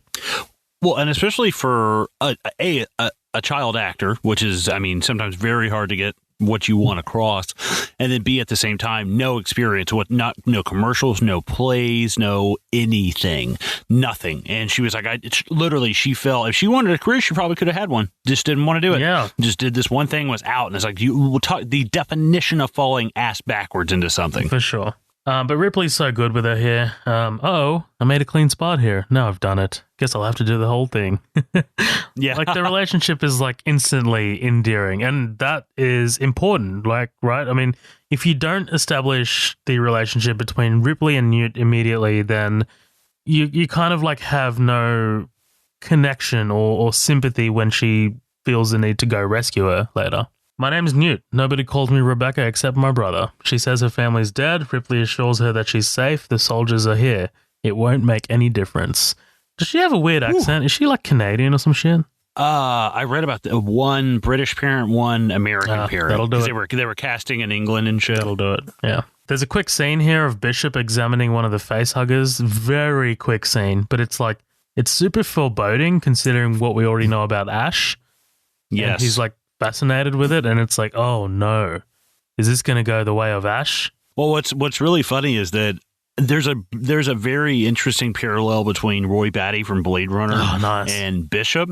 And Lance Henriksen even said that. He was like, listen, man, we had, HAL 9000, we had fucking Roy Batty, and we had plenty of android type characters before this, and I really wanted to do something that was my own. And Roy Batty showed up on the set of Blade Runner, had this crazy outfit on, these sunglasses, dyed his hair, and Ridley Scott was like, "What the fuck? Like, get out of that shit." Lance Henriksen shows up on set with these contacts in that were double pupils.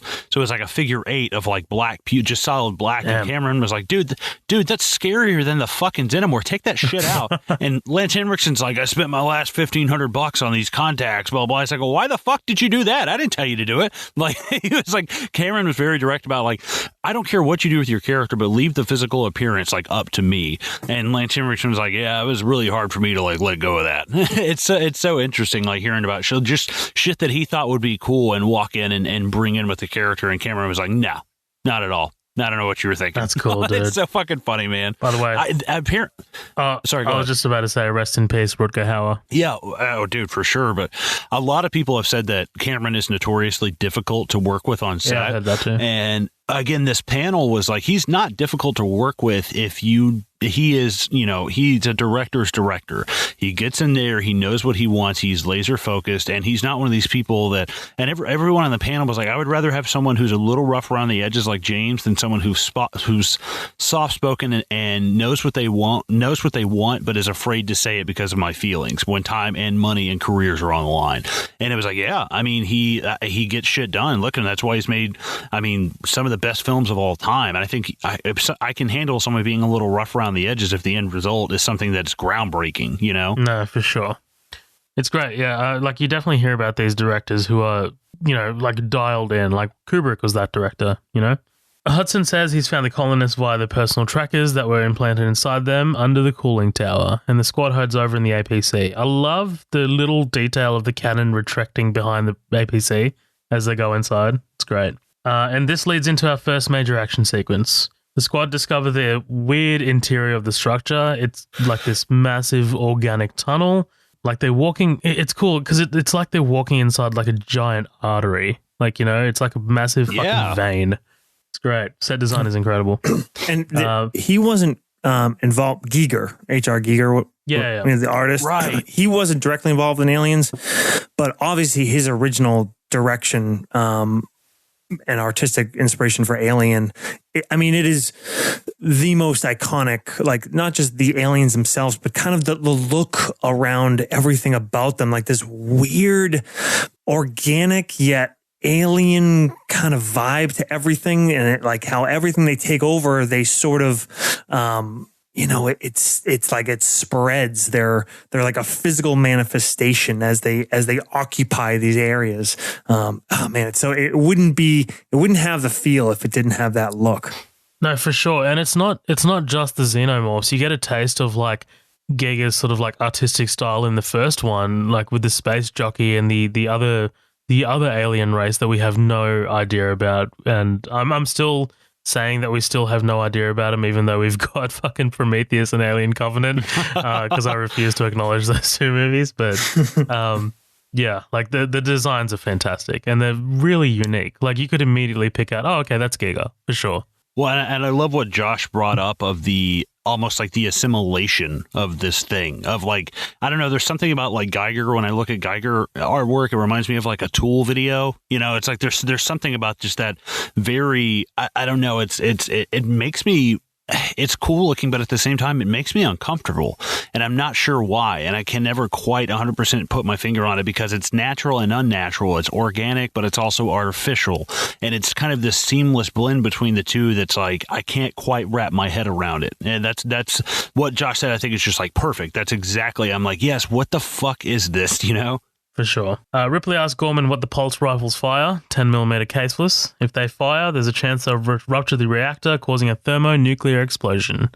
Love Gorman's response, oh, great, wonderful, shit. Gets Apone to collect everyone's magazines. What the hell are we supposed to use, man? Harsh language. And no grenades, of course. And, of course, Vasquez and Drake have extra magazines. because look at what the fuck they're carrying around. Of course they'll have extra mags. Hicks pulls out the shotgun. I like to keep this handy. Close encounters. Squad comes across the first colonists encased in resin and slime. Looks like a ghost fucking semened all over him, which is great. They come across an open egg and a dead face hugger. Not good.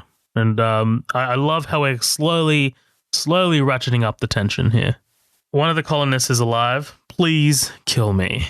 The Marines go to help her before her chest explodes, revealing a little baby xenomorph. And Apone just fucking barbecues it, dude. Love it. Give me the flamethrower. Dude, the fucking sweep is over. Like now. Like, all right, yep. Yeah. We got, like, what are you possibly continuing for?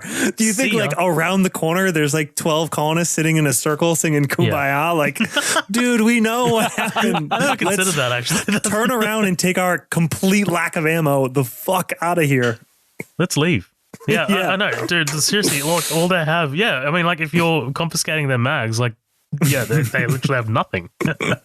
Well, I mean, especially half a second after that, when the walls start to move and come after you, and you're like, "Oh, what, dude!" Like, that is such an amazing. Not to jump too far ahead. I mean, we're kind of there, but like, once I don't know what the fuck her name for the life of me. I can't tell you what her name is, but Dietrich. That shot of her. Is Dietrich, okay, when she's turned around, I mean, just seeing them come out of those little spaces is insane enough, but it was such a shock to me, even now, watching this last night. I was like, whoa, yeah, like, fuck. It's awesome. And it's so, like, I wonder if, like, Rambo First Blood Part 2, like, you know, maybe, like, I don't know which one came out first, but it reminds me of Rambo, just those eyes opening in the mud wall and fucking killing that guy.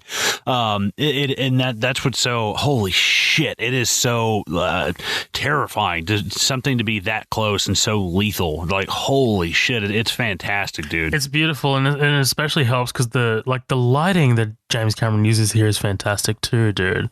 Like, if this is shot by anyone else, like, this could be, like, a super dark scene. I mean, look at fucking Alien vs. Predator Requiem. Like, you can barely make out anything in that film. I didn't. Yeah. I left. Yeah. And the aliens coming out of the walls like they do, not only is it scary as shit, but it ties in with the whole, like, it's like they're a part of it, you know? And it will eventually tie in with this kind of hive mind sort of thing that we'll get to sort of understand. Yeah, eventually. But not only that, dude, I love the build up to it, right? Because Hudson's tracker fires up and he starts to get signals from ahead and behind. And, like, you know, you figure that, oh shit, these guys are about to get Eiffel Towered. Wobbly H. Yeah, pretty much. Marines open fire and all hell breaks loose. It's too much for Gorman. Hey, Pone, I want you to lay down suppressing fire with the incinerators. Oh, God. Talk to me, hey, Pone. I hate him. The look on his face when Vasquez and Drake open fire, he's like, who the hell is firing? Like, who in this situation would dare disobey me? Like, fuck a nuclear reactor, dude. I'm dead either way. What do I give a shit? Like, I'm just going to start opening fire, dude, man. I can swim on the sweat on his face. Like, I can do like a fucking freestyle, dude. Well, and a huge thing I love about this scene is the fact that we get the first, like, little bit of it. We see, you know, Apone gets taken out, these people get taken out, and blah, blah, what have you. But then everything else is from, like, their body cams. It's like, the chaos is so palpable. What the fuck is going on? Like, I can't see it, and I'm not even in it. Like, I'm in the movie, and it's like, what the fuck is going on in this whole scene? And it's almost frustrating. I feel like Joaquin Phoenix in Signs when he's trying to watch the video of the alien. Like, get the fuck out of the way. Like, I'm trying to, right? Yeah, I feel like I'm watching that scene because it makes me nervous. I'm nervous as fuck as to what the hell is going on, and it just shows you how well that chaos just stands up. Like, I'm concerned about these people. I want to know what's happening, but it's like, man, the chaos of it is just beautiful. And I don't want to skip past something that you mentioned just really quickly.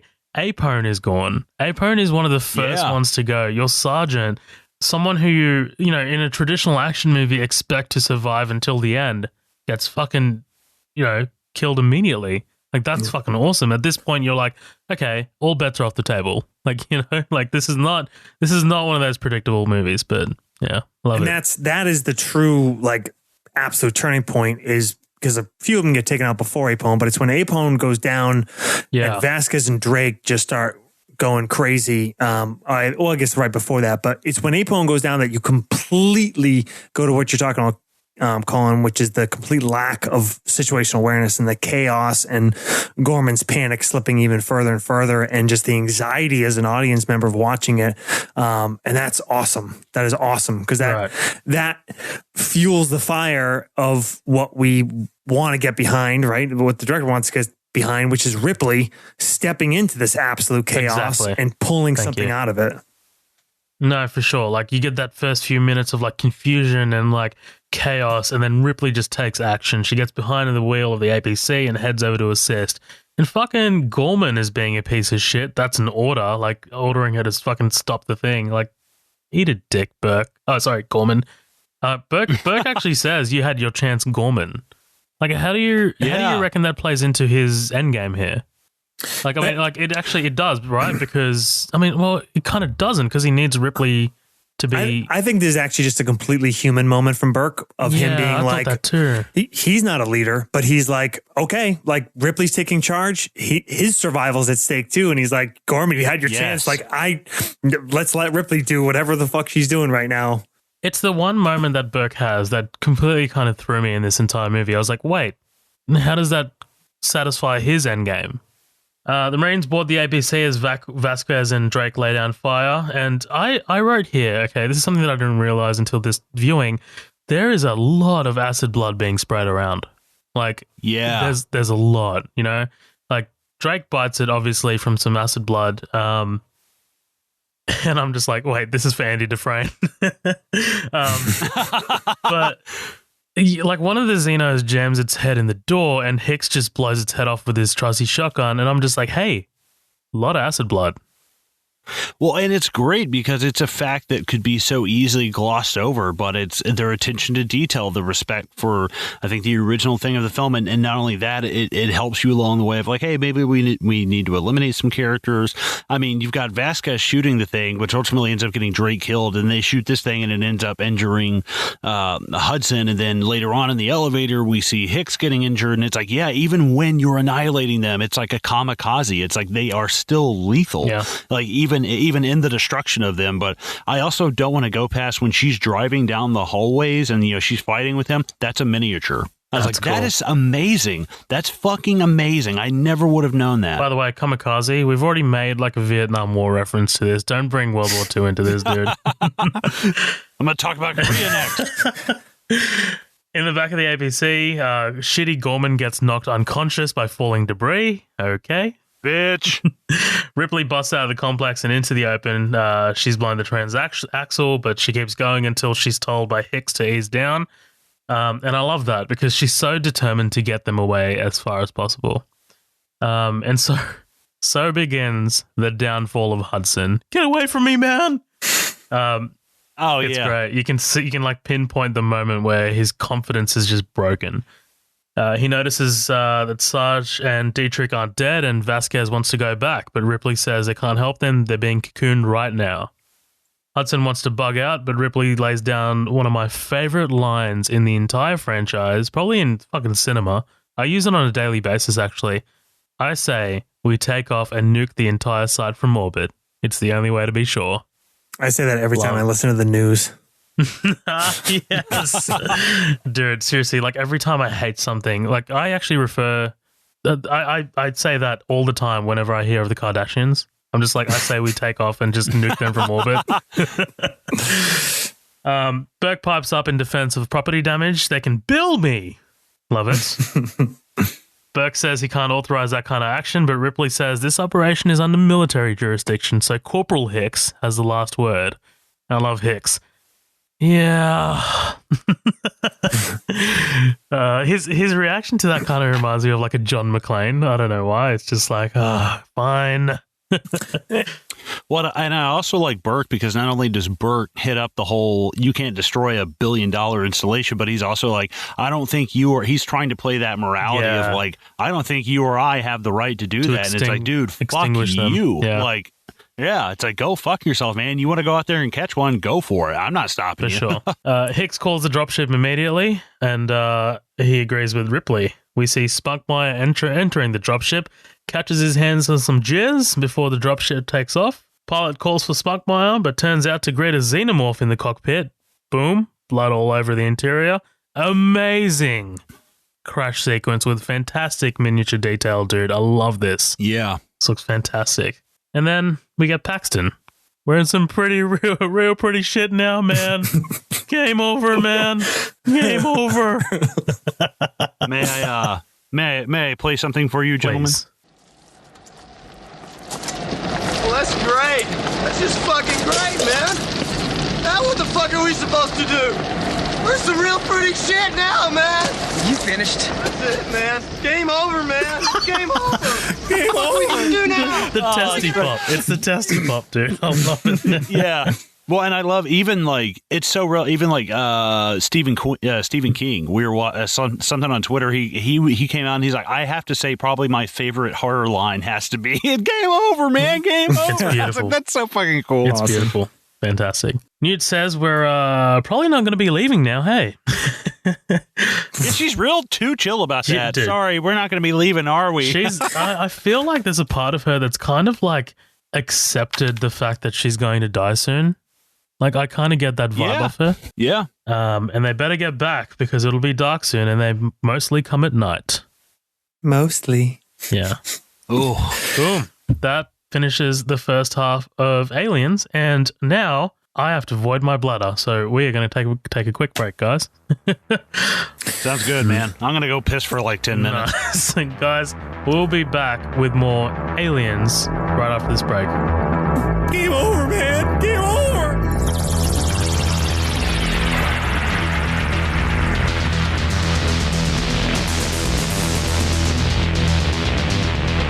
Good morning, afternoon, and evening, wherever the hell you are. Thanks so much for listening to this episode, guys. Just while we're taking a quick break here, I am going to plug some shit. No, it's not advertising. It's nothing paid. It's basically just kind of self-masturbatory stuff. Basically, follow us. Follow us on our socials. We have 2 pages on Facebook called Midnight Double Feature, obviously, and then we have our main group, which is called The After Party, which is fantastic. Our community loves to engage there, and that's our main way to communicate with our audience.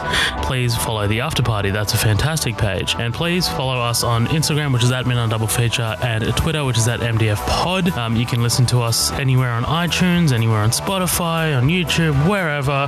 And if there's no way that you can listen to us on your device, please let us know by getting in touch with us. You can do that by sending us an email, which is midnightdoublefeature@gmail.com. Now, last but certainly not least, please remember to rate and review us on iTunes. We would love to get your guys' feedback, whether it's positive or negative. Just please remember to, put a star and let us know in your little speech bubble thingy what you think of us and where we can improve. That would be fantastic. Guys, thank you so much for listening to my little rant here, and back to the show, I guess. See you later.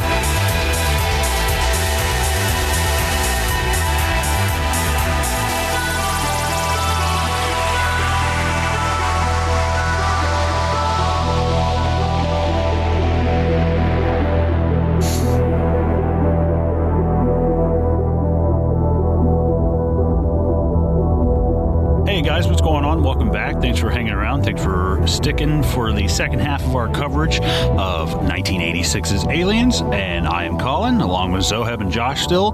We're going to crack back into this bitch because we are freshly squeezed, as we like to say. We're just kind of dropping right back in here. The dropship's been destroyed. We're heading back into LV-426. All hope is lost. Everyone's dead. Dogs and cats sleeping with each other. All hope is lost. But I mean, this is really where their backs kind of get against the wall. And it's interesting because what I like about this is, even though this is just it's like, man, this is a lot of conflict. It's just, there's another elemental thing just around the corner. And I love that. We'll get to it when we get to it, but it's just, we're not quite done feeding these people to the fucking wolves yet. But with the dropship destroyed, most of their people dead, their survivors turn back to LV-426 as it begins to turn dark. They take inventory of their weapons. They got plasma rifles, grenades, a flamethrower, 4 sentry guns, and 17 days. 17 days is how long it'll fucking take for someone to find out that they're not. Oh, dude, Jesus We're not even going to last 17 hours, man. Yeah. Well, and I love Ripley. She's like, this little girl lasted longer than that. She didn't even have any guns. It's like, yeah, because she's the fucking, because she's digging these like fucking tunnels. Like, why don't you put her in charge, man?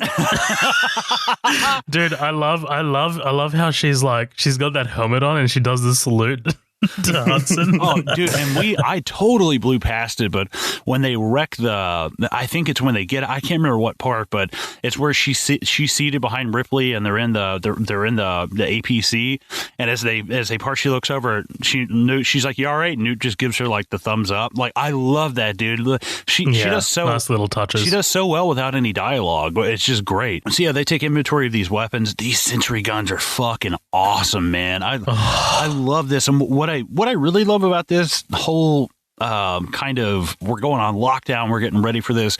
I'm a huge Call of Duty, like the zombie. Me too. Yeah, well, I'm a huge Call of Duty, like the zombie shit, and I love that horde kind of thing. I'm a huge fan of like the original one on Black Ops, and I play the remastered one on Black Ops 3, specifically the map Keynoter Toten. Dude, I will tear some ass up on that fucking round, man. Get those windows boarded up. Oh, Get dude, those windows boarded up. That's what it feels like, you know. That's exactly getting the ray gun. Yes, yeah. I always get the Dingo. It's like this huge fucking BFG of MJ. It's amazing. But yes, this part of the movie reminds me. Sorry, of something you were talking about earlier, Zoeb. Is is it more of a war movie or a survival movie? And the more I think about it, it's really both. And to quote the great Matthew Anderson, one of his favorite words, the movie's really bifurcated right here. But the whole thing really leading up to now has a lot, even though there's a lot of dread and tension and elements of horror, it has kind of that war movie feel. Because especially if you think about it as an audience of, okay, you saw Alien and now you're seeing aliens. Now, instead of a crew of a civilian ship with improvised weapons, you have this squad of ultimate badasses, and they have this amazing assortment of firepower and dropships and APC, and they're rolling in, and then boom, one engagement, they lose like 2/3 of their guys, the dropship, the APC, almost all their weapons, and here they are, backs against the wall, looking at their limited assets left, and now it's survival. And the odds have so immediately shifted against their favor, and it completely changed the feel of the movie, the whole conflict from here on out. And that's pretty much 100% due to the fact that they were just too overconfident when they went down there. They were like, all right, well, you know what? We fucking got this shit. Like, don't worry about it. Don't worry about these fucking xenomorphs that this crazy lady who survived this explosion on another ship is talking about. Like, they're just like, all right, this is business as usual, right? And then they completely underestimate the power of these creatures and like how viciously and ferociously they attack. And then like once that conflict is over, they're like, oh fuck, we totally underestimated these assholes. Yeah, I love I love Josh's impression of Matt was saying bifurcated. I have a pretty good Dean impression. It's just laments. That's my Dean impression. Yeah, you didn't think I'd hear that little dig on Leon the Professional, did you, Dean? No, I'm just kidding. No, I'm just kidding. I fucking love you guys. So, I mean, yeah, and it's I've heard a lot of kind of symbolism thrown around for the Vietnam War. How they went in and it was this, this high tech. You would think that these people would come out on top, but it was totally the opposite. And that's one thing that I think is so interesting about this. And I didn't catch it until many years later and had to have that explained to me. I was like, oh fuck, yeah, I didn't even think about that.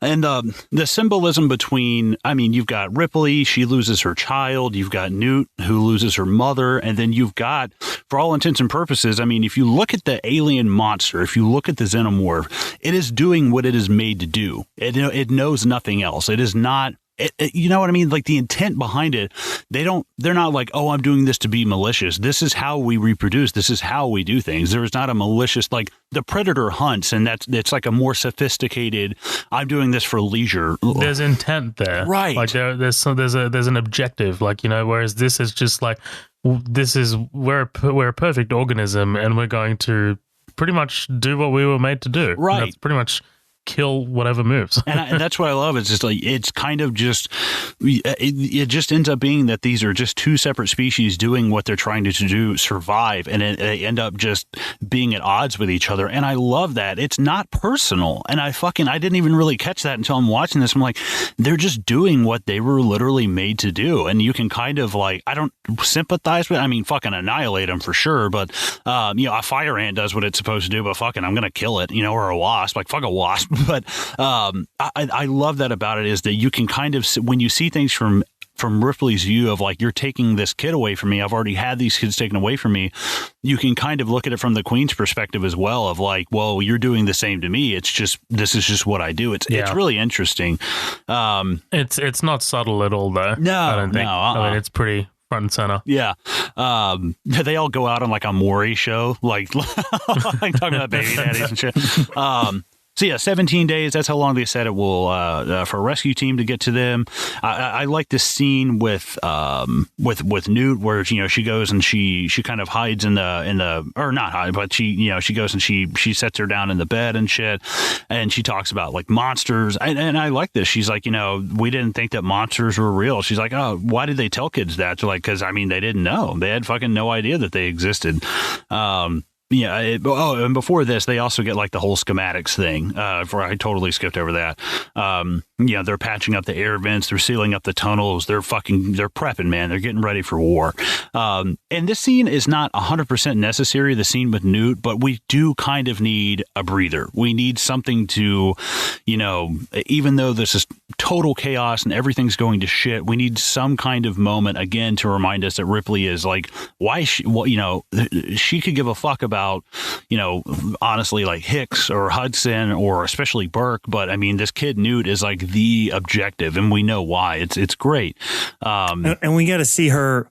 We know she's a mother, but we haven't seen her be a mother. And yes, you need some of those moments. And like you said, it's the honesty she has with Newt about, she's not just lying to the kid to make her feel safe. There's a level of honesty there. And we see that, just in a couple scenes, that Ripley was a good mother. And that's all it takes. Right, yeah, and Newt is around the same. I mean, she's 9 or 10. Ripley's daughter was 11. It's like, man, this is kind of picking up right where the other one left off. It's crazy. Well, they sit around. They talk about the possibility of it being like a hive-controlled kind of environment with a queen. And Bishop fucking drops a bomb. I love the honesty and the naivety and I don't know of him. He literally seems like a 12-year-old kid. Of just like Mr. Burke gave very specific instructions. These were not to be destroyed. It's like, yeah, maybe a normal person wouldn't have just dropped that on everybody, but I mean, right. He's just like, fuck it. Matter of factly, right? Yeah. But like even before that, like it's fascinating that it's Hudson who brings up the idea of the Queen.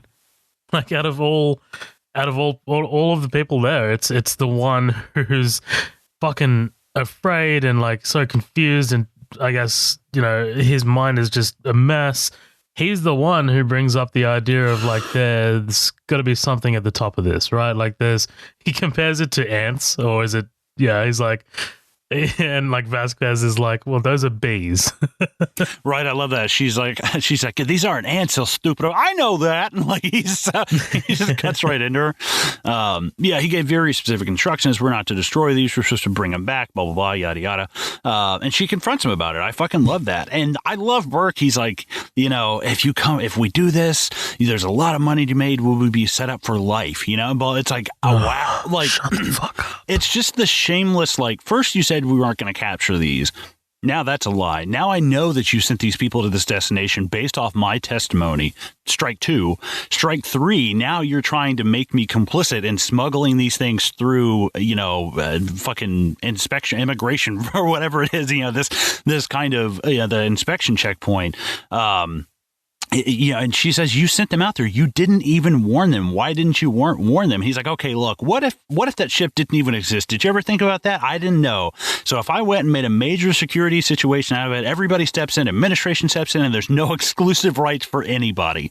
Wow, that's your justification? Exclusive rights. Well, and then it was a bad call, Ripley. It was a bad call. Really? Like, a bad call is like, I don't know, something you say in a football game. Like this is not. It's a referee making a fucking wrong decision, not something that directly impacts 157 people. Right, and I mean, I like the how Ripley ratchets this up. She's like, you are responsible for these people's death, and I will make sure that everyone knows about this, especially when we get into inspection. And but even still, Burke being like, Ripley, I really thought this was just something better of you. And it's like, this sounds like the manager I had at the restaurant I worked at for 5 years. And I'd work 45 hours that week, and he'd be like, hey, do you mind staying later? I'm like, no, I got something going on. He's like, okay, man, cool. And all of a sudden I'm working night shifts all next week. I was like, you fucking asshole. Like that's what that reminds me of. Paul Reiser is definitely underrated in this movie, I think. Yeah. And I think a lot of it's just because you fucking hate his character so much, but it's because I think he's really good at playing Burke. Well, yeah, because he's trying to, at the same time, he's like, I'm not a bad, again, do I think he's a bad guy? Like, no. Like, deep down, deep down, is he like, does he want these people to die? Is he like a villain of the truest, like, kind of nature?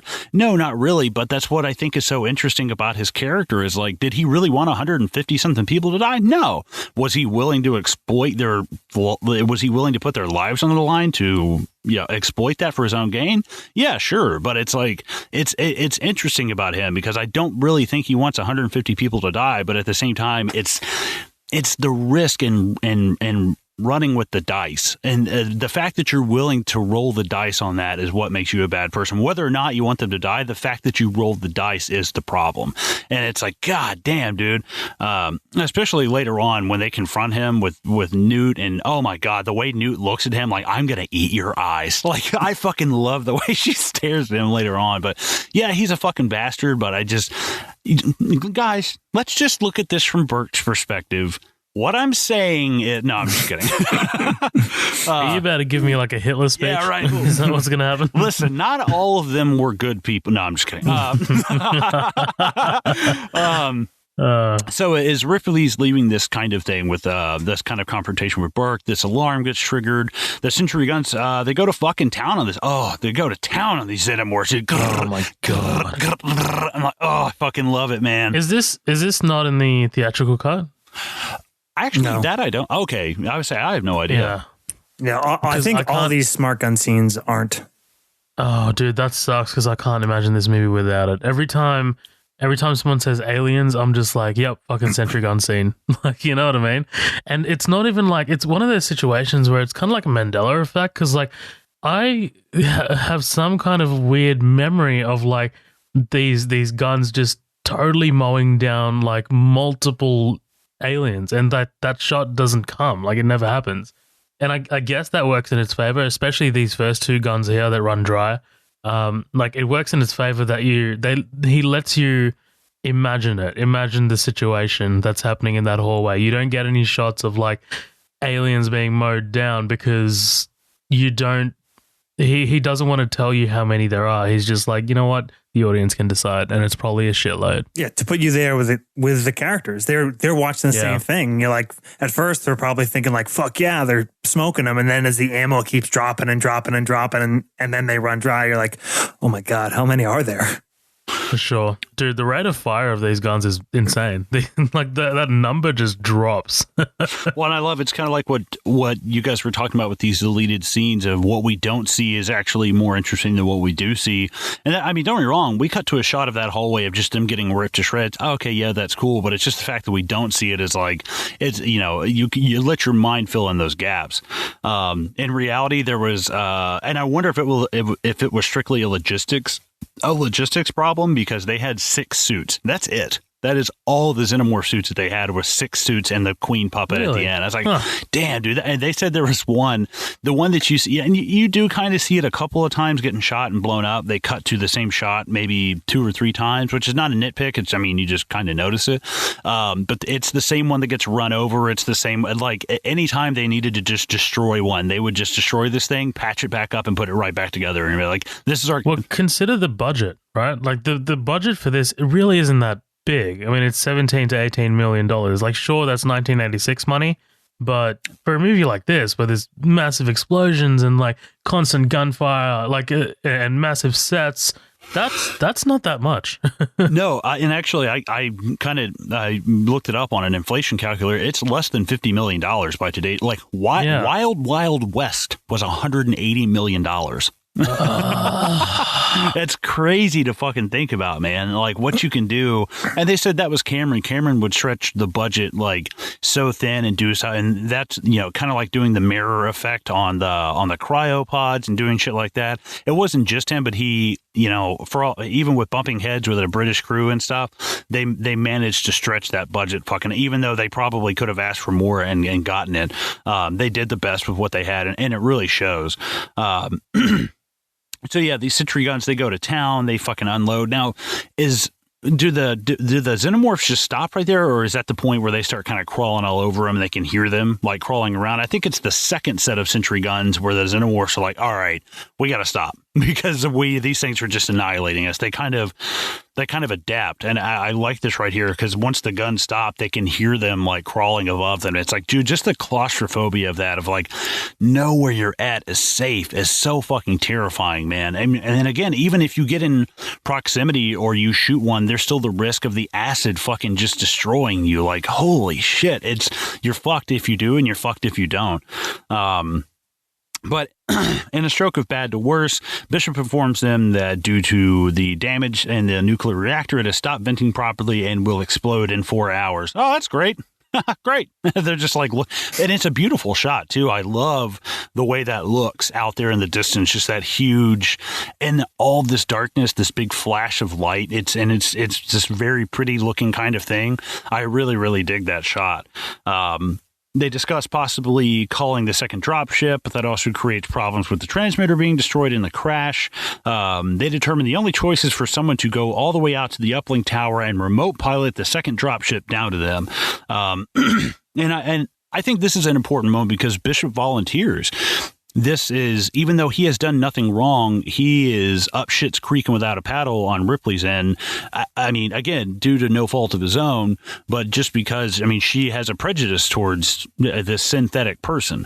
And I think this is great because like you said, he's the only one that can remote pilot it anyways, but it's his turn at some kind of, even though he didn't really do anything, it's some chance to prove himself because he needs agency. Right. And it's great because he's the pilot. He's kind of like the medic and shit. Later on, we see him like doing surgery on the face hugger, and now he's the guy doing this. Like, he is an extremely resourceful character, and I really dig that. One of the things that I love about this scene is when he's like, yeah, man, let Bishop go. He can do it. He has no problem letting fucking. And at first you think, yeah, Bishop's just, let him go. He's a synthetic. Fuck it. He's not a real human. But I love, he's like, I might be synthetic, but I'm not stupid. Like, oh man, that is good. That is so fucking good. Like, again, in an alternate world of casting, I would love to see Lance Henriksen be like Vision from the Avengers. I think he would be great. I think he would do so well. And if I wrote fan fiction, I would love to see him and Roy Batty sit down and have like, to me, Roy Batty is like Ultron, whereas Bishop is like Vision. Like, I would love to see that. Just should be on the same side, but just totally not on the same side. I really, really dig that. And I had a question because obviously, I'm fucking balls deep on Lance Henriksen's cock over here. What do you guys think of? Like Michael Fassbender's David versus something like Lance Henriksen's Bishop? Like, what do you think of the transition between? I know they're two totally different characters and they're intense and everything and what have you, but what do you think about the portrayals of these synthetic humans? Josh, have you seen Prometheus and Covenant? Not Covenant, but Prometheus. Yeah. I think, all the synthetics are always really interesting characters in these movies. Ash was, Bishop is, and what's the name of Fassbender's character? David, right? They're all very different, but I think they're all very interesting and play, I think Prometheus was kind of a pile of shit, but Fassbender's great as David. He's definitely the best part of it. Yeah, for sure. So, what about you, Zoheb? Yeah. 100%. Like, And then watching Alien, literally just back to back with this last week was kind of fascinating, because if you watch it through the lens of like if you kind of watch it through the lens of like how you watch Burke in the second round of this movie, then you kind of like catch more and more of Ian Holmes sort of like Ash, and like how he's kind of like deceiving these people. I definitely found it interesting, because I think science fiction movies, one of the best themes and most interesting themes that they can explore is AI. I love the idea of AI being programmed to do something specifically and then trying to break out of that. Like, do you know what I mean? Like kind of like right. An ex machina kind of situation, something like that. And I think 100% David, Michael Fassbender's character in Prometheus, is super interesting because of that reason, because in that movie, the plot of that movie revolves around him experimenting on the crew of the Prometheus. And I think that is an interesting idea. It wasn't executed very well, but I think it's an interesting idea. And then in Alien Covenant, again, it's David and his other counterpart, Walter. That's just as interesting, because you've got these two sort of like opposite, well, same model android with two different ideologies, and then it's just like, where do we go from here? So yeah, I think this franchise does androids super, super well, and not like other sort of science fiction films that do androids or robots. Yeah, it's definitely interesting, and I like that, especially we see a lot of the AI like Ex Machina, like Terminator, like Roy Batty, who fight their programming, but Bishop is so subservient to that. I mean, because he's like, it is against my nature to allow, or by any cause, harm or allow another human being to be harmed. It's right. Still, that's Isaac Asimov's 3 rules of robotics that I mentioned earlier. Right. Have you seen iRobot? It's in that. Not a great movie, but yeah, same shit. So they patch Bishop into the small conduit that's leaking up the so it's the uplink tower. God, talk about fucking claustrophobia, dude. And great shots of him going through, just wiggling through it. You're like, Jesus, that's horrifying. Yeah, and Bishop swam through 500 yards of shit and wound up clean on the other side. And me, like me thinking about getting my fucking chubby ass body in there. Oh, dude. Like I've got like a fucking 48-inch chest. I'm like, I'm not gonna fit through that fucking thing. I got a 48-inch dick and it's not getting in there. So yeah, they patch Bishop in. He's kind of crawling along. Meanwhile, the other 2 Sentry guns begin their assault in the other tunnel. But I mean, the Xenomorphs kind of stop with 10 shots left, and they're like, "Wait, what the fuck are they doing?" And I think that's so interesting. They're them realizing the trap, and it reminds me. They learn. Right. It reminds me of, I think it might be I Am Legend, where they won't come out for the traps anymore. And like, what are they doing? They're like, well, because they know, like, they understand what this is. And it shows you that they aren't just mindless ants, that there is some kind of intelligence there. There is something, I mean, any animal starts to feel the heat of a fire too much, it backs up from the fire. And it's not so dumb that it just bull rushes the fire. Maybe some, but I mean, if this thing is the perfect organism, the survival in it will kick in and say, okay, well, if I go down that way, I'm dead. I've got to stop. And it makes so much sense for them to kind of just halt and kind of regroup, because what do they have? They have time and they have numbers. That's all they need.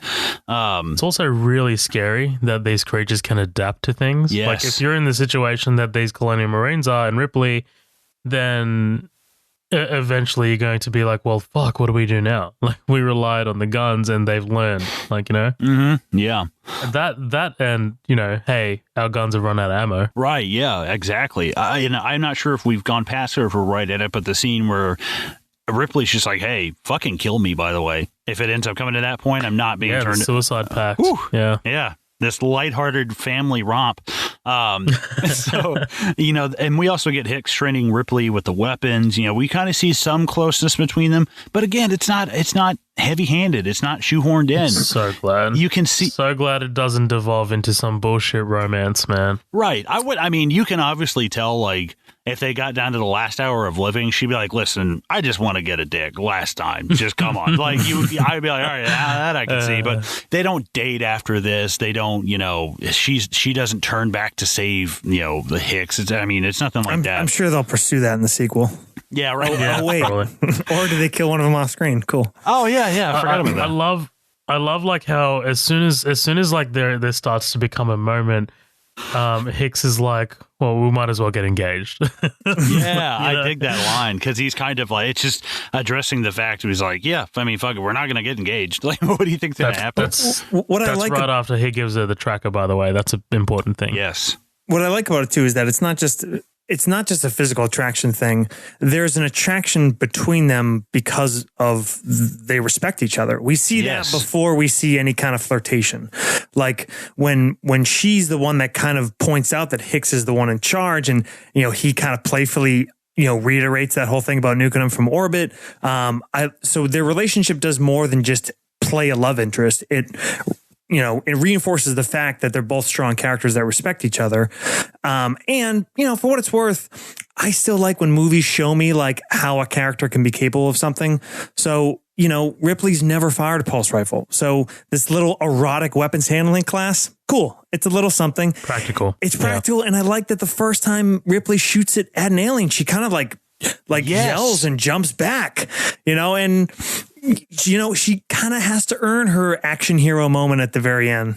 Right. I noticed that and put it in the notes, the fact that she's not just this, all right, I've learned how to handle a weapon for 45 seconds. I must be a pro at it now. She's like, no, she, not until the end is she really like loaded for bear and fucking, hauling ass at this thing. And even then she's kind of like duct taping the weapons together. I'm like, all right, it's kind of bullshit, but whatever. No, it is definitely interesting seeing that weapon play.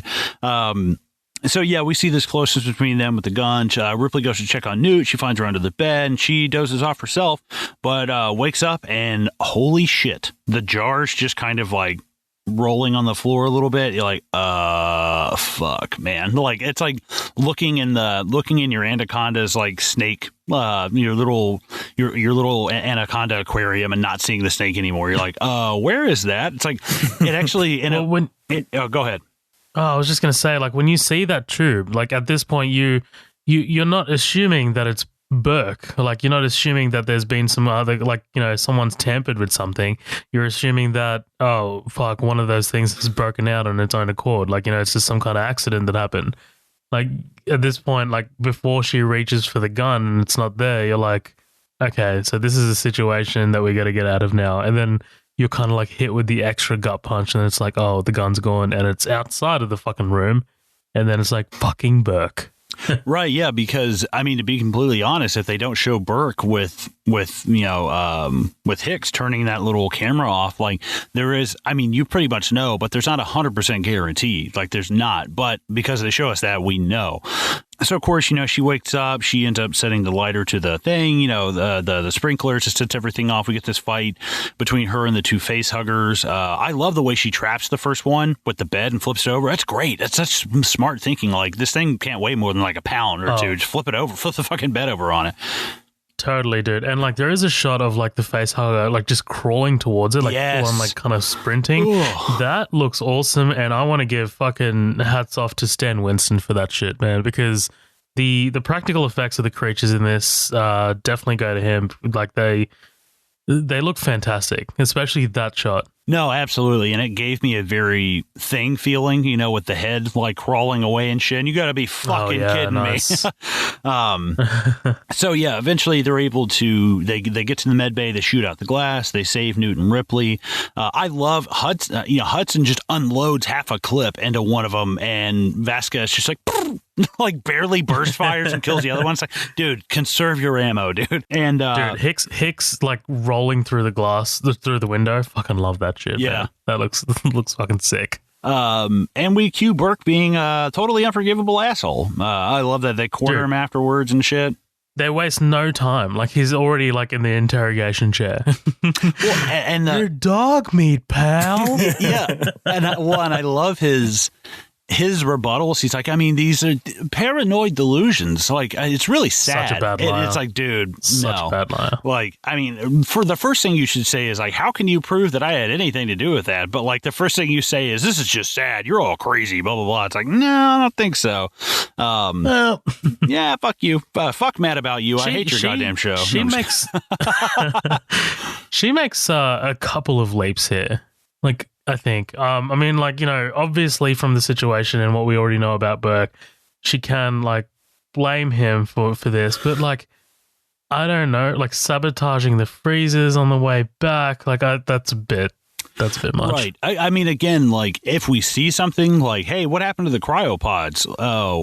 That's a little weird. Like, nobody else noticed the cryopods are fucked up. Like, it is a couple of little leaks, but given what we know about him, seeing him flip that monitor off, we're like, anything is possible now with Burke. Anything. Right. So yeah, she says that his plan was to have them impregnate her and Newt so they could slip past customs. Hicks is about 2 pounds of pressure away from turning Burke's head into a canoe when the power is cut. I love that. He's just like, all right, we waste him. Like very little because you kind of see Hicks like hesitating for a second. Then he's like, nah, like let's just kill him. But the power gets turned off. I love that. It's why the fuck how are they smart enough to know that that's a necessity for us? Like, fuck. They're animals, man. Right, yeah. It's like, holy fuck, man. That is another terrifying, intelligent move by them. So Vasquez and Hudson, they kind of take these motion trackers and eventually see that the movement is coming from all over the fucking place. I know they're like, Hudson, you're crazy, get out of here. And she's like, no, he might actually kind of be right. Like, we need someone sane to give us like to back up this information given by the insane one. Right, yeah, but I love that this kind of it's almost the final stand. I mean, it kind of is the final stand of them as an entire group together in one room, just unloading on these things. Totally did. This is the moment they've broken through the tunnels. You're out of ammo and the sentry guns. Like, you've got. Not only do we have the aliens breaking in trying to kill, we have the internal struggle of Burke trying to kill them. I mean, he doesn't give a fuck. It's so nuts. It's hit a very natural point where it's like, now is the unleash the Kraken moment. Like, now is the moment we have to have a face to face, like, for real confrontation with these things. For sure. And I love the red. Like the red light. Yes. It feels very like when your school had a tornado drill and all the fucking power got cut off and the emergency lights are on. And it's even more harsh and impactful because the movie's so blue, like through most of it. Like nice blue catch. light was so dominant. And so we switched to this red and it's like, holy shit. Yes. Love it. Good fucking catch, man. And I mean, that's Cameron, though. I mean, you fucking look at T2, it just loves blue light. it's so fucking light. But I think it looks fantastic. So they're in this room. This huge firefight happens. They realize they're coming out of the scene. They're coming out of the floors. They're coming out of the toilet. They're coming out of fucking everywhere. I like you said, Josh, coming out of the dunny. Right. Like you said, this great, scene with Ripley as she goes to fire and she's like, even to the point where she screams and she shoots and it kind of pushes her back against the wall. She's not ready for the recoil of it. And you're like, holy fuck. And Burke makes this escape and locks them all behind. And I guess he's just like, fuck I hate him so much. How are you going to get out of there? How are you going to survive now? Like, your best bet is to like grovel back until no hope is like, you're kind of killing I think at this point it's like, fuck it. But, like I said, Burke, he escapes, he locks them all behind, and fucking R.I.P. Hudson, man. I mean, he goes down like a boss. He kind of goes out like Drake. Like, Drake wouldn't fucking put the flamethrower down and get on the APCs. He just, like, keeps going. But dude, that last scream that he gives is blood-curdling. And, like, just the quick shot of, like, the fingers of the alien on his face. Yes. Ugh. Oh. I would have loved just pulling out, game over, man, game over. Just pulling him away. Just fades out. And I love Vasquez because you can see how pissed she is at this, like firing the fucking grenade. I love seeing the Xenomorphs flopping like head first, like doing front flips and shit. Oh, I love that. That's so good. They look awesome when they're coming down the corridor. I think they filmed that in a vertical with the guy in the suit coming down on a rope, like a rappel. Yeah. But when you look at it, it just looks so unnatural and alien. The movement, as it's like kind of scurrying, flying down this corridor. Yes, it's like a spider. It's just like so like, whoa, what the fuck? Hudson gets killed. They break the lock. They get into another room. I think this is where Burke is killed as well. And he's just, he's fucked. It almost reminded me of like Benny and the Mummy when he's just like running through like, what do I do now? And then he just gets totally like snatched up. Which fuck Burke though, I don't care. They break the lock. They get into this new room. And Newt, speaking of strong female characters, obviously we've talked about Ripley. Obviously we've talked about Vasquez, but Newt is, her performance is great. There's this awesome kind of PTSD, like sullen kind of, like what you said, Zoheb, this kind of, she's almost accepted this. This has been her day-to-day life for God knows how fucking long. Maybe not this extreme, but the trying to stay under radar, because if you don't, you're fucking dead. Even going out for food or water or, trying to find some place to take a shit, you might fucking die. And I love how resourceful she is in this. And she's like, no, there's this whole thing of tunnels, like, let's go. And she's not just she's not a plot device.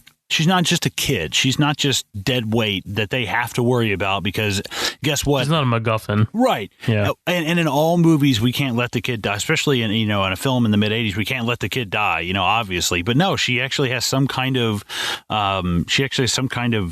She takes some kind of action. I really dig that. They're going through the air vents. Again, I really dig this, especially with Vasquez. And this is also where we see people. Hudson's gone, Burke's gone. Then we've got, is it Goldman or who's the shithouse lieutenant that everybody hates? Gorman, thank you. This is where we get Vasquez and Gorman kind of going out. But again, a redemptive thing for Gorman. Gorman goes back. Like this is the first time we see him, one of the first times we see him actually handling a weapon, actually having some initiative to do something, besides sweat and fucking look wide-eyed at a monitor. And I really dig all this. and I dig the camaraderie. Not the camaraderie, I don't know, even though she's like, oh God, you've always been an asshole, when they die. It's just, again, she's like, if I'm dying with you, at least we're dying together. And you get that feeling when she grabs his hand and like what's about to happen. It's like, fuck, man. Right. Yeah. The sense of like, we're in this together kind of thing. Gorman's kind of a two-part redemption, and it's not worth it. It doesn't pay off what he collected, if you will, because he's such a fuck up. The obvious redemption is when he goes back for Vasquez and they go out together, and it's a great moment. But the other part is the fact that when he comes back too, he doesn't try to take back over because he knows he's not cut out for it. It's just that realization that he's not in charge. He lets Ripley and Hicks run the show, and it's kind of like it's an inaction, but it's a positive thing because he never should have been in that position in the first place. He's not cut out for it. And the best thing he can do is go out not quite like a little bitch and go out with a boss. Right, Vasquez. yeah. And again, Vasquez goes out, like, she unloads that fucking gun. She takes the pistol out. Kind of dumb putting your foot on the alien's head and doing that. Come on. Like, you know what these things are going to fucking do. Like, I get it. It's the moment. But, like, you've seen what happens to these things in proximity when they're shot. I guess she's kind of hit a point where they're like, fuck it. But still, I'm like, I would never put my fucking, you go to put your boot on this thing's head and it just eats your foot. Like, fuck, that's a bad move. But Vasquez, she shoots it up. Her and Gorman they blow each other. No, I'm just kidding. They blow each other up. They're cut off from the rest of the group. But their sacrifice buys them time. That's the important thing. But at the same time, it's a double-edged sword. Not only does it buy them time, but it ends up being the thing that blows Newt kind of back through. She kind of takes the express slide back down into the vents. And you can tell the panic in Ripley's voice. Hicks, get her. She's so attached to this kid, man. It's very believable. Yeah. Right. So yeah, like I said, Newt, she gets blasted back through the thing. They try to get to her, and the Xenomorphs snatch her up, though, and run away. And they're cutting through the floor trying to get to her. And I love Hicks. Hicks has to, like, pull Ripley away. He's like, she's gone. We have to go. Like, we're going to die, too. Like, this will all be pointless if we can't fucking get off this rock. Like, not only are there these aliens, hey, guess what? This whole place is going to be, what does he say? He's like, Bishop later is like, yeah, this whole thing's going to be an atomic blast the size of Nebraska in about 22 minutes. It's like, dude, get the fuck off this rock. Dude, I just want to mention, man, like the way that fucking xenomorph rises out of that water, like tail first, and grabs Newt. It's next level good, because like, man, these xenomorphs, like the suits look awesome with the look of the wet, like, you know, the slime that's just coming off them. It looks fantastic, man, and it looks otherworldly. But yeah, no, absolutely. And then like this whole sort of like sequence of Hicks and Ripley like going into this elevator, and man, just this fucking quick ass jump scare of this alien that grabs the doors of the lifts, and Hicks just has to blast it open. It's fucking cool. Well, yeah, and this, especially when Hicks is pulling Ripley away, and she's like, "They don't kill you. They don't kill you." Like she knows what's going to happen to her, and that's what's where. I mean, if they were just like, "Hey, they ripped her in half," obviously she'd be heartbroken, but like at least she's not going to be turned. It's the difference between killing somebody and torturing them. It's like, fuck, man. See, but I had a little bit of a problem with that. I mean, sure, they don't kill you in this movie, but I mean, the first one, like, they killed her. Like, I mean, the aliens killed her fucking, you know, shipmates. I think it was the fact they didn't have a queen to deliver the eggs. Like, that's, their whole biology is such a weird thing when you really think about it, where to reproduce, you literally need a living host. Yeah. So the only way you can reproduce is to capture. Yeah. I mean, it's kind of goofy science if you really think about it. But yeah, I guess because every one of those colonists was brought down there alive because they're pinned up against the wall that you saw earlier. And it's kind of, you don't see it because it's not very obviously, because it's not lit super well. But all the dead ones, their chests are blown open. So they were brought down there alive to give birth to a little dude running around. Yeah, no, it makes sense to me. Like, if you put it that way, like that they have an objective, like to capture these colonists so they can, I guess, propagate their species. Also, the one, yeah, also a movie, right? And the first one, like the one in the first one, didn't really have that intention. It was just kind of like that thing has to survive on that ship as well. So. Right, yeah, it's like Kane. It's the false hope of Kane coming back and being like, "Oh yeah, I'm fine. I'm gonna sit down and eat a meal with you guys. Like, I'm good."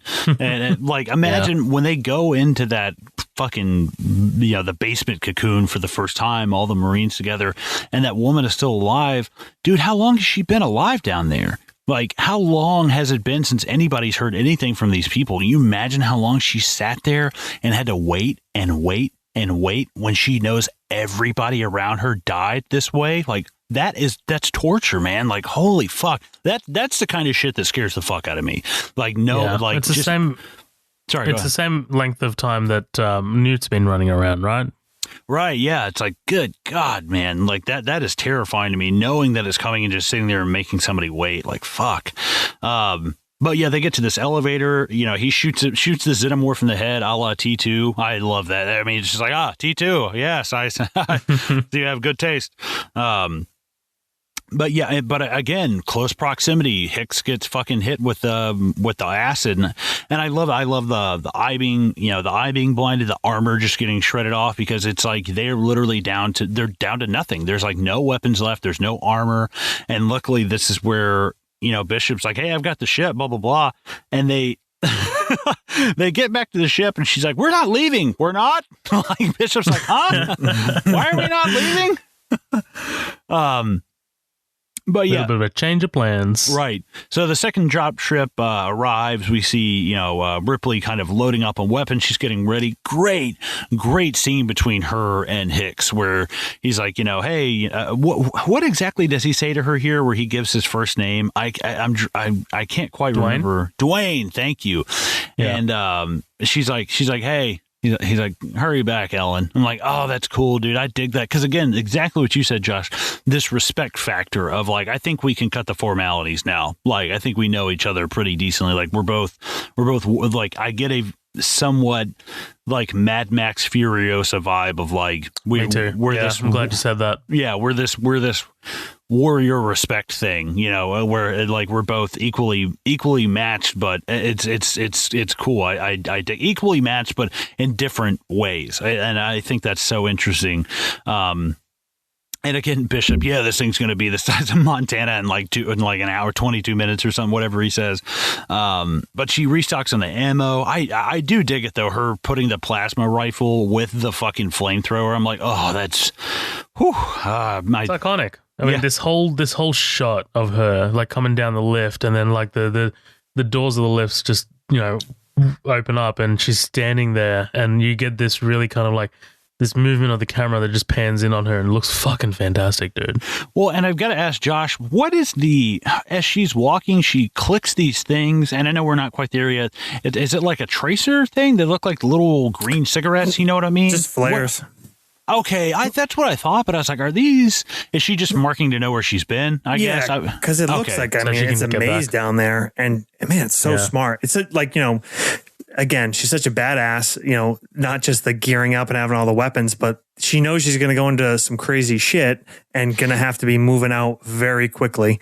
And yeah, man, just you said it, the look of this whole scene, her going in, and you think about a movie, so often when you get to this final sequence, you're going to try to escalate. The final set's going to be even bigger and badder, and you're introduce new weapons. Nope. It's the same place they went before. She has the same weapons we've seen before, but the way it's shot and the fact that it's her and the stakes and the time crunch that's there, it's cool that when the voice says 15 minutes, it's actually 15 minutes of screen time. The nice little touch. You know, the close up on the pilot light and the incinerator. These aren't new things. These are the things the movie's already established, and yet it feels more climactic. And that's awesome. That's well done, instead of being the cheap thing of like, all right, we just have to make it bigger and more and boomier.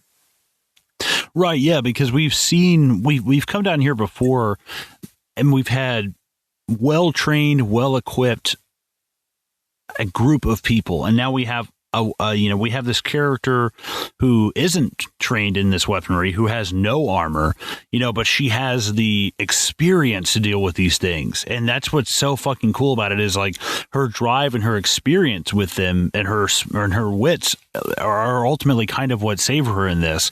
And it ends up being a thing of, unfortunately, yes, all these people have had to fucking die. They had no idea what they were walking into. They probably thought there was one of them, but now she knows, listen, you have to have eyes in the back of your head. You just have to constantly be looking around you. And I think that's what's so interesting about it. She's killed one of these things before. So I think as much as she is like, fuck, I mean, I'm in a lot of danger, she, in the back of her head, I think she's like, I killed one of you fuckers already. Like I took out one of your kind. Like I can do it again. I think she knows, like, whereas we've seen all these people get obliterated by it, and they probably feel, not that these things are unstoppable, but because there's so many of them, she's like, I'm not here to wipe out this whole thing. I'm just here to get the fuck out, because the reactor's going to do my job for me when we get the fuck off this planet. She's not going to lose another daughter again. Yes, exactly. Bingo. So yeah, and I love her strapping the motion tracker, the tracker beacon thing to the gun. I love that. And she goes down into the elevator, she's walking around, and her just like randomly just blowing fire everywhere. Like it kind of made me laugh. I'm like, she just like, hey, I'm here, like just blowing fire at random intervals. It kind of made me laugh. I'm like, is she like torching shit just to torch it? I didn't quite understand, but I was like, yeah, it looks cool. I'm not going to judge it too much. But she finds the fucking watch, and oh, dude, there's just, even if you've never seen this before, Newt's not dead. There's no way. But like, just the half a second they let her think that she is dead, you're like, ooh, that's great. Oh, that stings, man. But like I said, she's not. Newt wakes up covered in fucking Spider-Man webbing, and and the shot of as soon as she wakes up, the facehugger just opens up, the egg opens up, and you're like, oh fuck, man, like just prime for the fucking it's like taking candy from a baby. It's right there. Sorry, and Newt's terrifying screams of terror at the facehugger let Ripley know where to find her. She goes in and she starts fucking annihilating. She shoots the eggs up. This shot of the xenomorph like fucking jumping from wall to wall as it's getting closer, that's one of my favorite shots in the whole movie. I love it. Right after she lights up that facehugger egg and that thing just comes leaping around the corner, you're like, holy fuck, man. Like, to me, that's something scarier than if you just saw this thing running down a hallway. Just the leap factor on it. Like, you imagine the dunk ratio on these like xenomorphs if they were playing some basketball, dude? Like, holy fuck. Getting those 3-pointers, baby. Yeah, right. Just like the Michael Jordan 96 slam dunk contest, but it's like a xenomorph like with a ball in its hand. That's stupid. So fucking dumb. I know, right? So yeah, she starts blowing up these fucking blowing up these guys left and right. She's killing them, and she stumbles. I mean, literally ass backwards into the nest, the fucking nest. Like, dude, ooh, guys, talk to me about this scene. Somebody. Josh, you mind if I go first? Go see, yeah. This is one of my favorite scenes in cinema history ever. Holy shit, man. Like, just the way everything drops out, music, all sounds, and all you hear is it's fucking intense, dude. And you see the decision to shoot this egg first and then moving your way up like up the fucking, I don't know, egg tube or whatever the fuck you want to call that shit, and like kind of seeing the shadows of the eggs inside the tube and keep panning up and up until you see the queen. And it's fucking beautiful, dude. Like, it's just absolutely brilliant. The sound of the breathing is James Cameron. Oh, cool. I didn't know that. Did not know that before watching it this time around. The sound of the breathing is James Cameron. The sound of like the queen actually like squealing and making noises is James Cameron. The sound designer Gary Rydstrom said he wanted to use like a sound of like dry ice blending in with like monkey screams, but Cameron heard it and he's like, "No, I'm not doing that," and then he just recorded it himself. Josh, what do you think about this, man? It's awesome. The patience, like I said, to just go from heavy action Take to your this time. I think that helps. Yeah, to just build up this dread and that look of that creature. So what's done so well in this movie is what you see and don't see. Like you're calling when you're talking about that thing jumping around. Ultimately, that's a dude. That's just a dude in a bug suit. So if you don't shoot that right, that could look silly as fuck. But he does such a good job of just showing the right snippets. And then when you have something that's going to look badass, you really take the time to see this queen unfurl and that mouth descend out of its face, man. Holy fuck. Ooh. And then, it's maybe a little on the nose, but it's fine. Like the mom on mom thing, right? They're both protecting their babies. Ripley's got Newt and she threatens the eggs in a very, deliberate way. And the queen responds by sending those minions away and buying Ripley the time to go back and then just go house on the whole room. Well, yeah, and the whole, like you guys said, the sound drops, no dialogue, nothing. There's not even it's literally, they just look at each other. She has to do one thing, blow that fire in the air, and the queen's like, everybody back up. Everybody back up. And everybody backs the fuck up. It's so awesome. 16 people to operate this puppet. Yes, dude. Fucking crazy. 16. they were in that panel. They're like, how tall did this thing stand? They're like, I mean, sitting down, it was like 12 feet tall. And Lance Henriksen's like, man, when I was in the air, fucking about to get ripped in half, I felt a fucking hell of a lot farther than 12 feet in the air. He's like, I thought I was 40 feet up somewhere, but for sure. I'll go ahead. I was just going to say, this quick shot here, it's that overhead shot of like Ripley just like burning the fuck out of these eggs. That was a Vietnam shot. That shot looks like ripped out of like Watchmen. You know how it's like that quick like Vietnam sequence? Yeah. Well, and I dig the whole thing of, the thing is, here's Ripley's backing up. I don't think she has any, because she knows what's about to happen to this planet. Why does she need to set everything on fire? She's like, I'm just going to back up. See you guys later, because you don't know what's about to happen. But then we see the egg open up, and she's like, no, fuck this. Like, I know what you're doing. And she just torches everything. She's like, which again is like, is it necessary? No, because the whole planet's getting destroyed in fucking 4 minutes.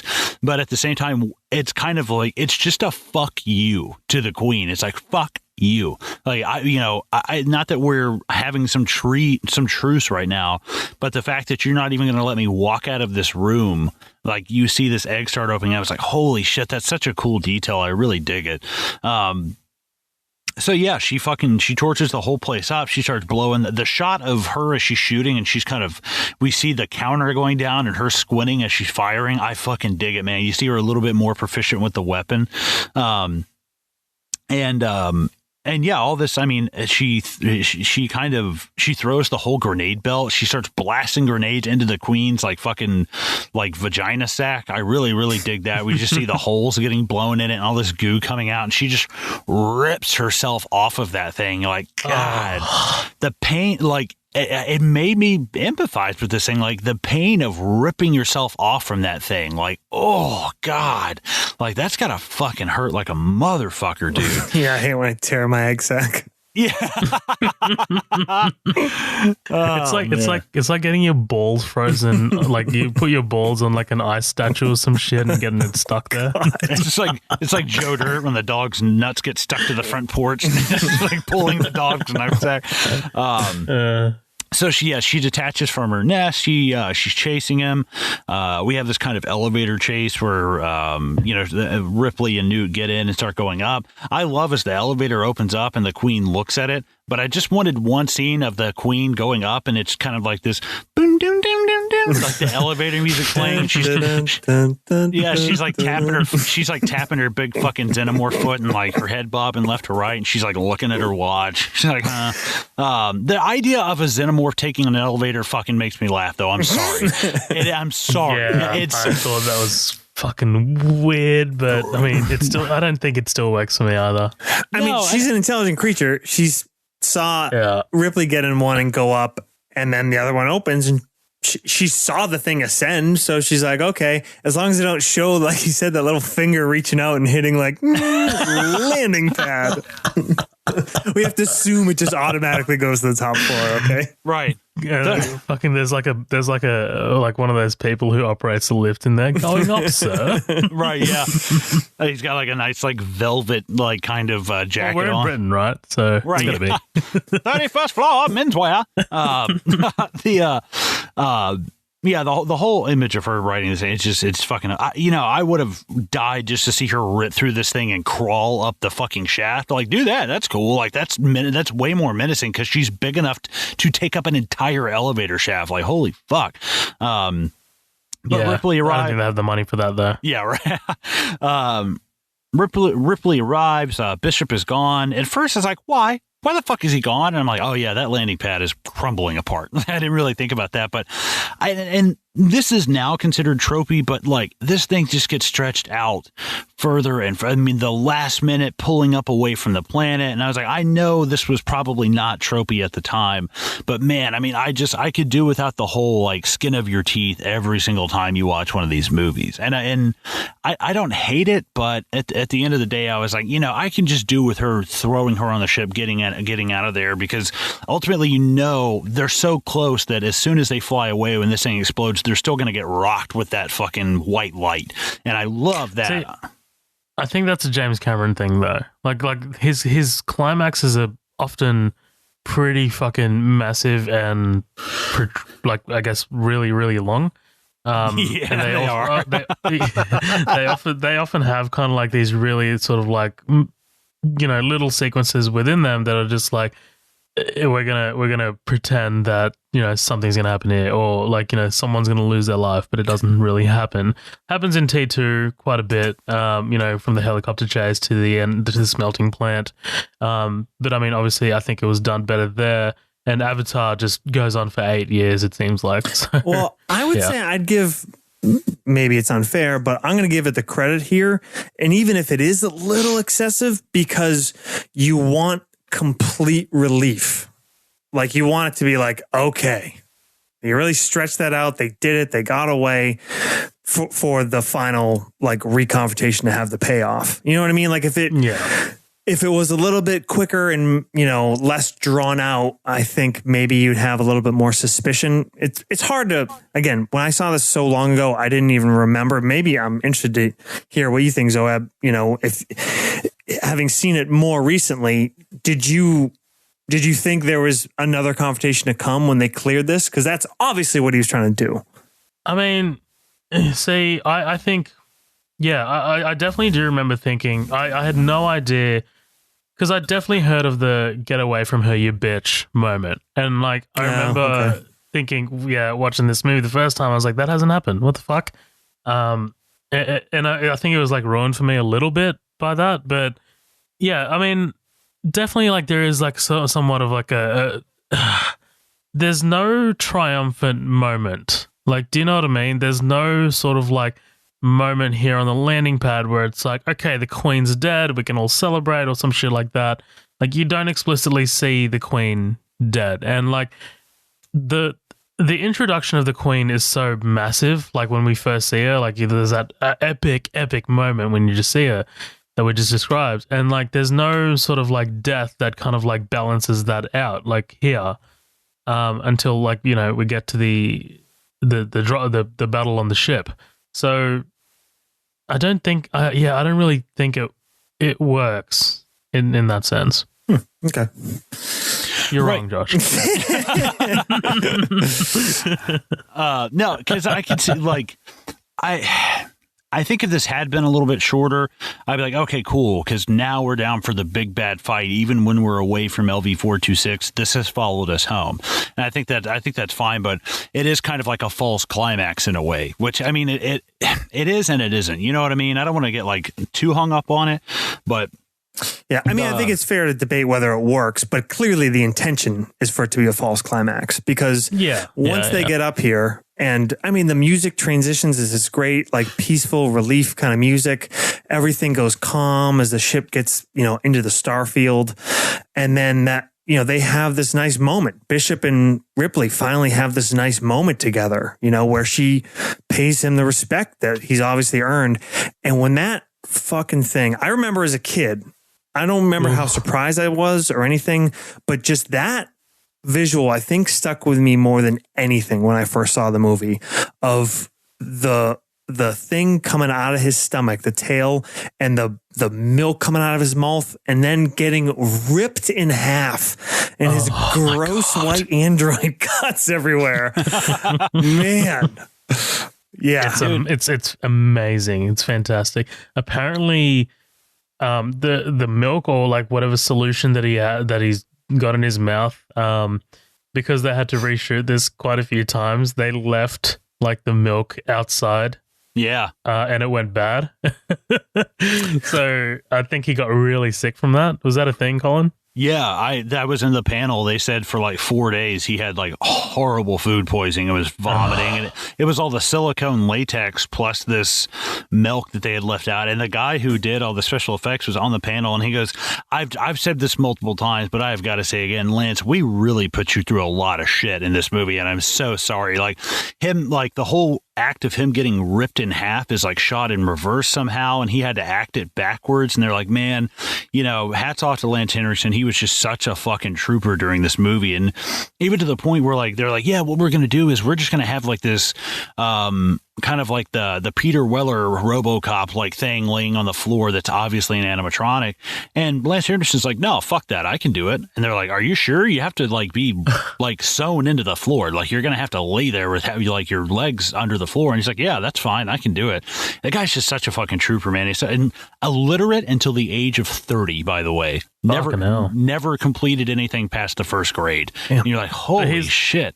I love how like he had like such a crazy experience on this film, but he's like, oh, I'll just come back for the next one as well. It's fine. It's all good. Right. No, well, I mean, in AVP, I'm pretty sure he is like he's Wayland. Yeah. That's so interesting, man. But yeah, is I mean, is it? But yeah, the queen pops up. She fucking spears him through the chest and crawls down. Holy fuck, man! Like, oh, and the way she rips him in half, one arm pulling the other way, like, oh god, that's so fucking brutal. And the fact that, like, I know he can't feel pain, but it's just something so unnerving about him laying there with literally his guts laying, like what you said, Josh, like, like there's something immediately. It's like, it's like smelling dog shit. You're just like, so yeah. And, you know, obviously Hicks is totally sedated from his injuries. We forgot to mention that. The queen goes for Newt, similar as how Ripley has just gone after her babies, but Ripley manages to get her attention, and she chases her instead. I like this old little hide and seek game between old Newt and the queen. I like that.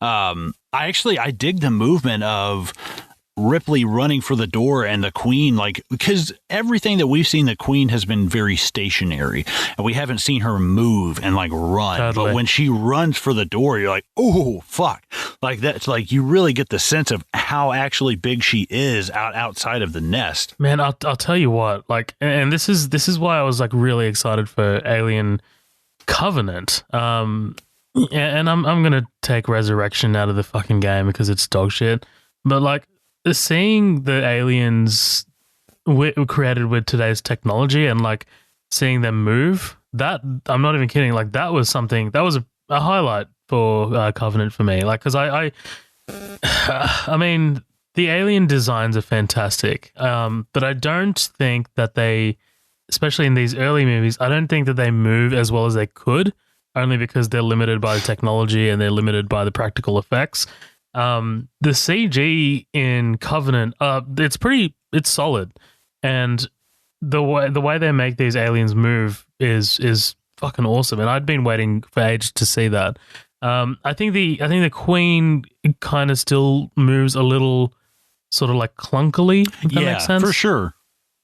No, it definitely looks a little. It looks a little warbly. I like how you're like, yeah, the effects on Covenant are solid. Well, even a dog turd is solid. So I don't know what to tell you. No, I'm just kidding. Still a bad movie. Yeah.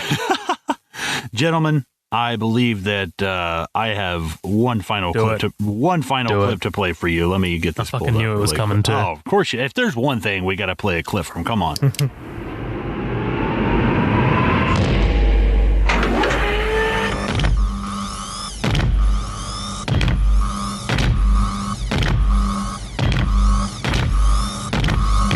Get away from her, you bitch! Oh, it's awesome. So amazing. So, I mean, this is pretty tough. It's the obvious fight between the two of them. Not a great fight. I don't really love it. It's cool. It's cool in concept, but I don't know. It's just, I don't know. It's cool, but like Zoab said, it's the problem with the tech. You know, you can't show the whole thing, pan back and show them fight and make it look awesome. So you got to be creative with angles and cuts. The tail thing swinging around looks great. Yes, that's cool. Awesome. By the way, I mean, if this were a real situation, Ripley's going down. I'm sorry. Like this, you're not beating this queen with that. I'm sorry. I know that it's like a big, powerful robot machine thing that probably weighs a ton, but the mobility that I imagined that this queen would have, I mean, you're done. I kept thinking about like D&D terms, like fucking like, wait, this thing has claw, bite, and a fucking tail strike. Fuck, what challenge rating is this, man? Fuck yeah, dude. I mean, like seriously, it's got so many ways to kill you, and I mean, also your chest is exposed. Like that's a big issue. Yeah. Oh yeah, but obviously, we get the fight. I really dig the fact that as she picks this thing up right when she's about to go throw it out, it pulls her in with armor. Like, oh, the thing you thought was going to help you is what ends up dragging you down here with me. I was like, okay, that's fucking cool. But of course, she crawls out. She ends up flipping the airlock, and very similar to the first film, sucks the fucking bitch out, and she's gone. I do love. Go ahead. Slightly disappointed by that. That's all I'm gonna say. Like, well, because she kills it the same way she kills the first one. I don't know. It's a little, yeah. I don't know. I mean, like, how else are you gonna kill it though? Well, the thing that cracks me up is that it grabs a hold of her leg and it doesn't rip her fucking leg off. I'm like, no, come on, at least take a limb. Like, she shouldn't walk away from this like completely unscathed. Like, yeah. But of course, it gets jettisoned out into space. I love Bishop catching Newt. I don't know why I love that. It's so cool. Great, like, even with him with half his guts hanging out all over the floor, it's like, I'm still resourceful. So I'm still useful. Yeah, I'm helping. I'm helping. Please don't decommission me after this. Right? Yeah. But, she crawls back up. They get the bay doors shut. And, this is pretty much the end of the movie. They all go to hypersleep. She tells her don't have any bad dreams. And I love Lance Henriksen, not bad for a human. Like, oh, that's so good, dude. That's such good BA fucking line to end this on. And they all go into hypersleep, and they definitely don't get killed in Alien 3 off camera. So, guys, that pretty much wraps it up. That's the Alien. Guys, that's the Alien franchise, as we know. Right. And they made no more movies because there's nothing more to talk about. Right. Now, apparently the unused Alien 3 script is now a radio drama, and Lance Henriksen and Michael Biehn came back to do it. I don't know where you can listen to it, but you can find it somewhere. It's an unused script that they did a radio drama for. And I was like, oh, man, I've always wanted to listen to a radio drama so I can sit around a fire, smoke a corncob pipe, and act like I'm working in the field during the Depression.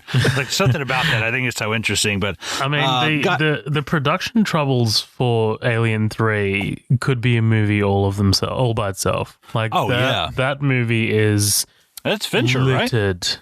Yeah, it's David Fincher's first movie, and he was just kind of like pushed around a lot by 20th Century Fox. And man, the amount of like fucking studio interference in that movie was just next level. I can't remember. It might have been Hey Do You Remember? Like, Chris and the guys did a fantastic episode on Alien for it. That just totally shines a light on that. Well, and it's like Ridley Scott, James Cameron, David Fincher. There should have been the third home run right there. But, if you'd have left David Fincher to it, I'm sure it would have been fucking awesome. Because he did Alien, then turned around and did like 7, not even a year or a year or two later, maybe. he just absolutely crushed that. Did Fight Club come first, or was it 7? I think 7. I think 7. Fight Club was 99. Yeah, I think 7 was first. Okay, yeah. It's 7 then. Yeah, because stay in your fucking lane, bitch. No, I'm just kidding. You know what? You stay in your lane because you still haven't seen 7, bitch. I haven't. Never seen it. Okay. you don't know what's in the box. No, I've seen Alien. Yes. Zohab, you mentioned James Horner earlier, and the music is great in here, but man, the finale as they defeat the Queen.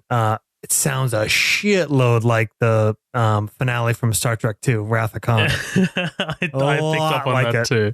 Which is only, I think it was like 3 years earlier or something. Yeah, it's a little blatant. Well, guys, that's fucking Aliens. Holy sorry, shit. my throat totally went dry. Final only thoughts. Took us 8 years. Yeah, right. Whoever wants to go first. Final thoughts. You want to do a comment or not? Well, I figured. Oh yeah, you want to read comments first?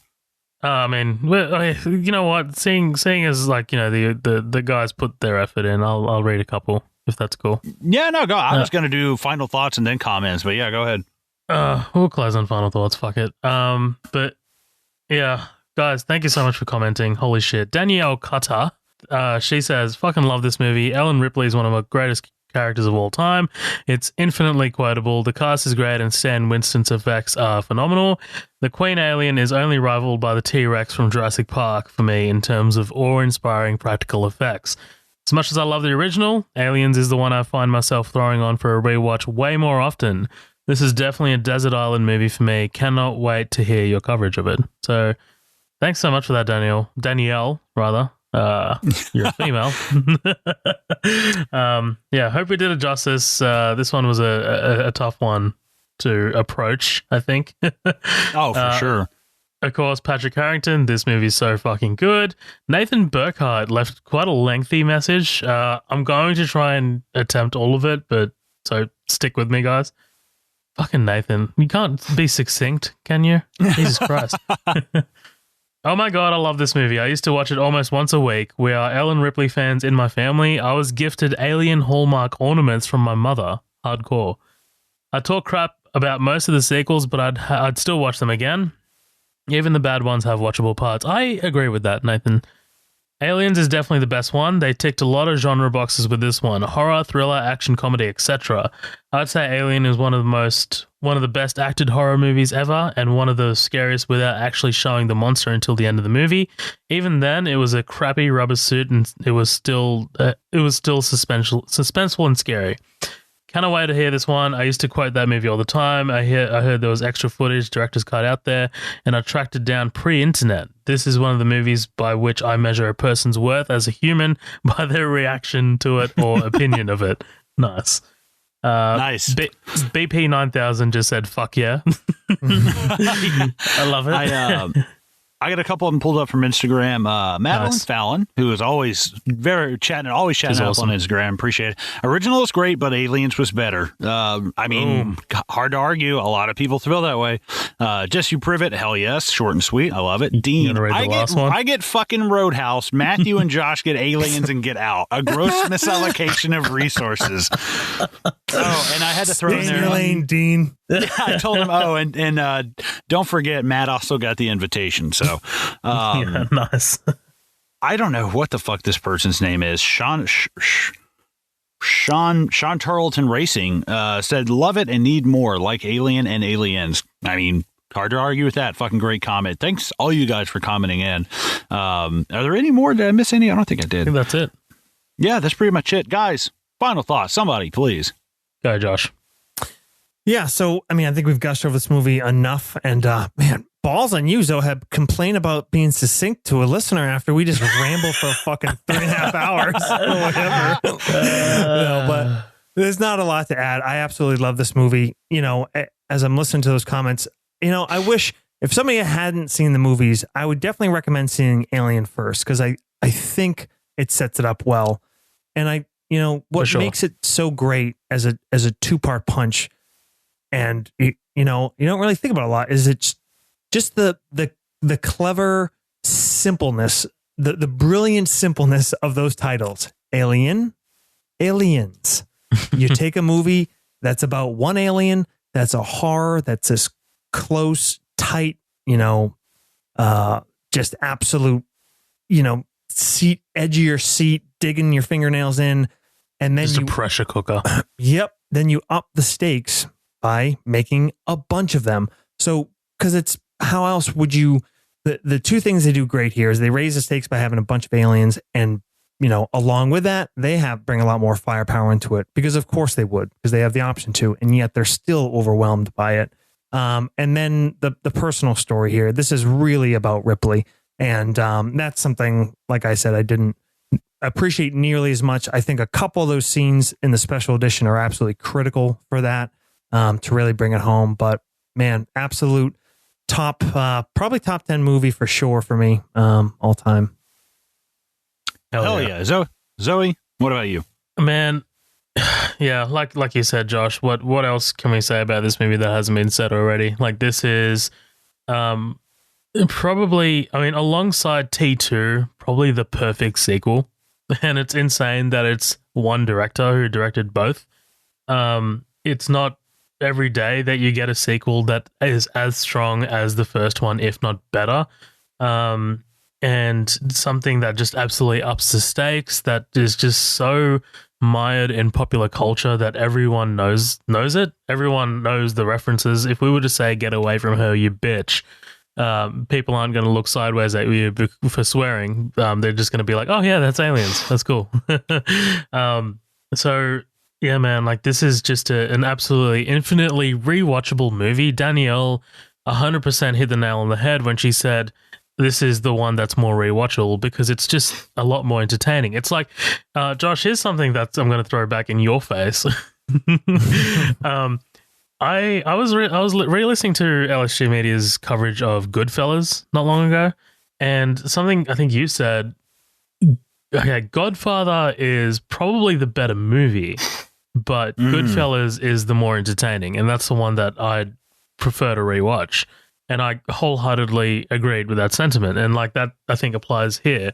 I think a lot of like movie aficionados would choose Alien over Aliens, but Aliens is the more rewatchable one, and probably, might even enter the ring as probably the better one for me at least. But yeah, man, love this fucking movie. Really glad to have covered it with you, Josh and Colin, as always. Fuck yeah, Colin, give me your final thoughts.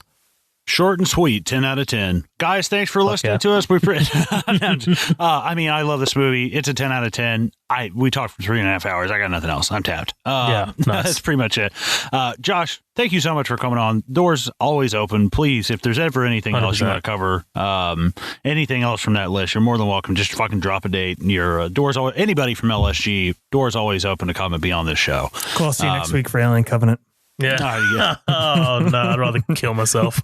Wait till my little mouth comes out of my big mouth and rips your heart from your chest. No, guys, thank you so much for listening. Please be sure to check out the LSG community, as you've heard so much on this podcast. I'm still waiting for those checks for their free ad revenue that they get. No, just check out the X-Files podcast for sure. Yes, it's fantastic. You guys do a great job covering that show, man. Like it's beautiful. Check out their community as well, and check out Josh's business, I guess, right? Mass Escape.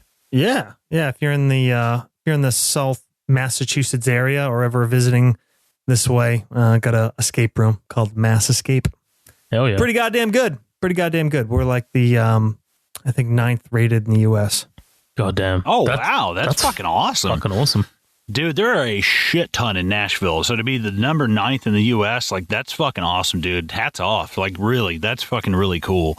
Like, I can literally throw a rock in Nashville and hit a fucking escape room now. But, guys, thank you so much for hanging late, listening to our coverage of Aliens. I mean, we've got a host on. It's one of the best movies of all time. What the fuck did you think was going to happen? This ain't going to be our 2011 coverage of The Thing, okay? This is not going to be an hour and a half long episode. So fuck you if you thought that. Of course, you can always check us out, tagging our socials really quick. Facebook and Midnight Double Feature. We have the group called The After Party. Please, everybody's welcome. Come and join that. It's where we post our memes and have a little fun. You can find us on Instagram at Midnight Double Feature. We're on Twitter at MDF Pod. You can shoot us an email, midnightdoublefeature@gmail.com. Please stop by, rate, review us on iTunes. Let us know how we're doing. 1 star, 3 star, 5 stars. Fuck your mother. I don't care. Put something in there. Let us know exactly how we're doing. We always love to hear feedback, even if it's constructive, negative feedback. And like I said, go check out LSG and any of the other podcasts we constantly drop on here. Pop List, Countdown to Geek Town, Hey Do You Remember, Married People Watch Movies. I think it's a great community we have built up, and through a community like that, we can have people like Josh on, and maybe undo a guest that we're going to have on for the first time soon. A little teaser, going to stick the tip of that in there, make you wait till next week. But please don't fuck your mother. We don't condone incest. Please fuck your mother. Guys, you got anything else before we get out of here? No, I'm good, dude. I'm fucked. Yeah. Josh, thanks again for coming on, staying late. Guys, we will catch you later. Cue that outro music.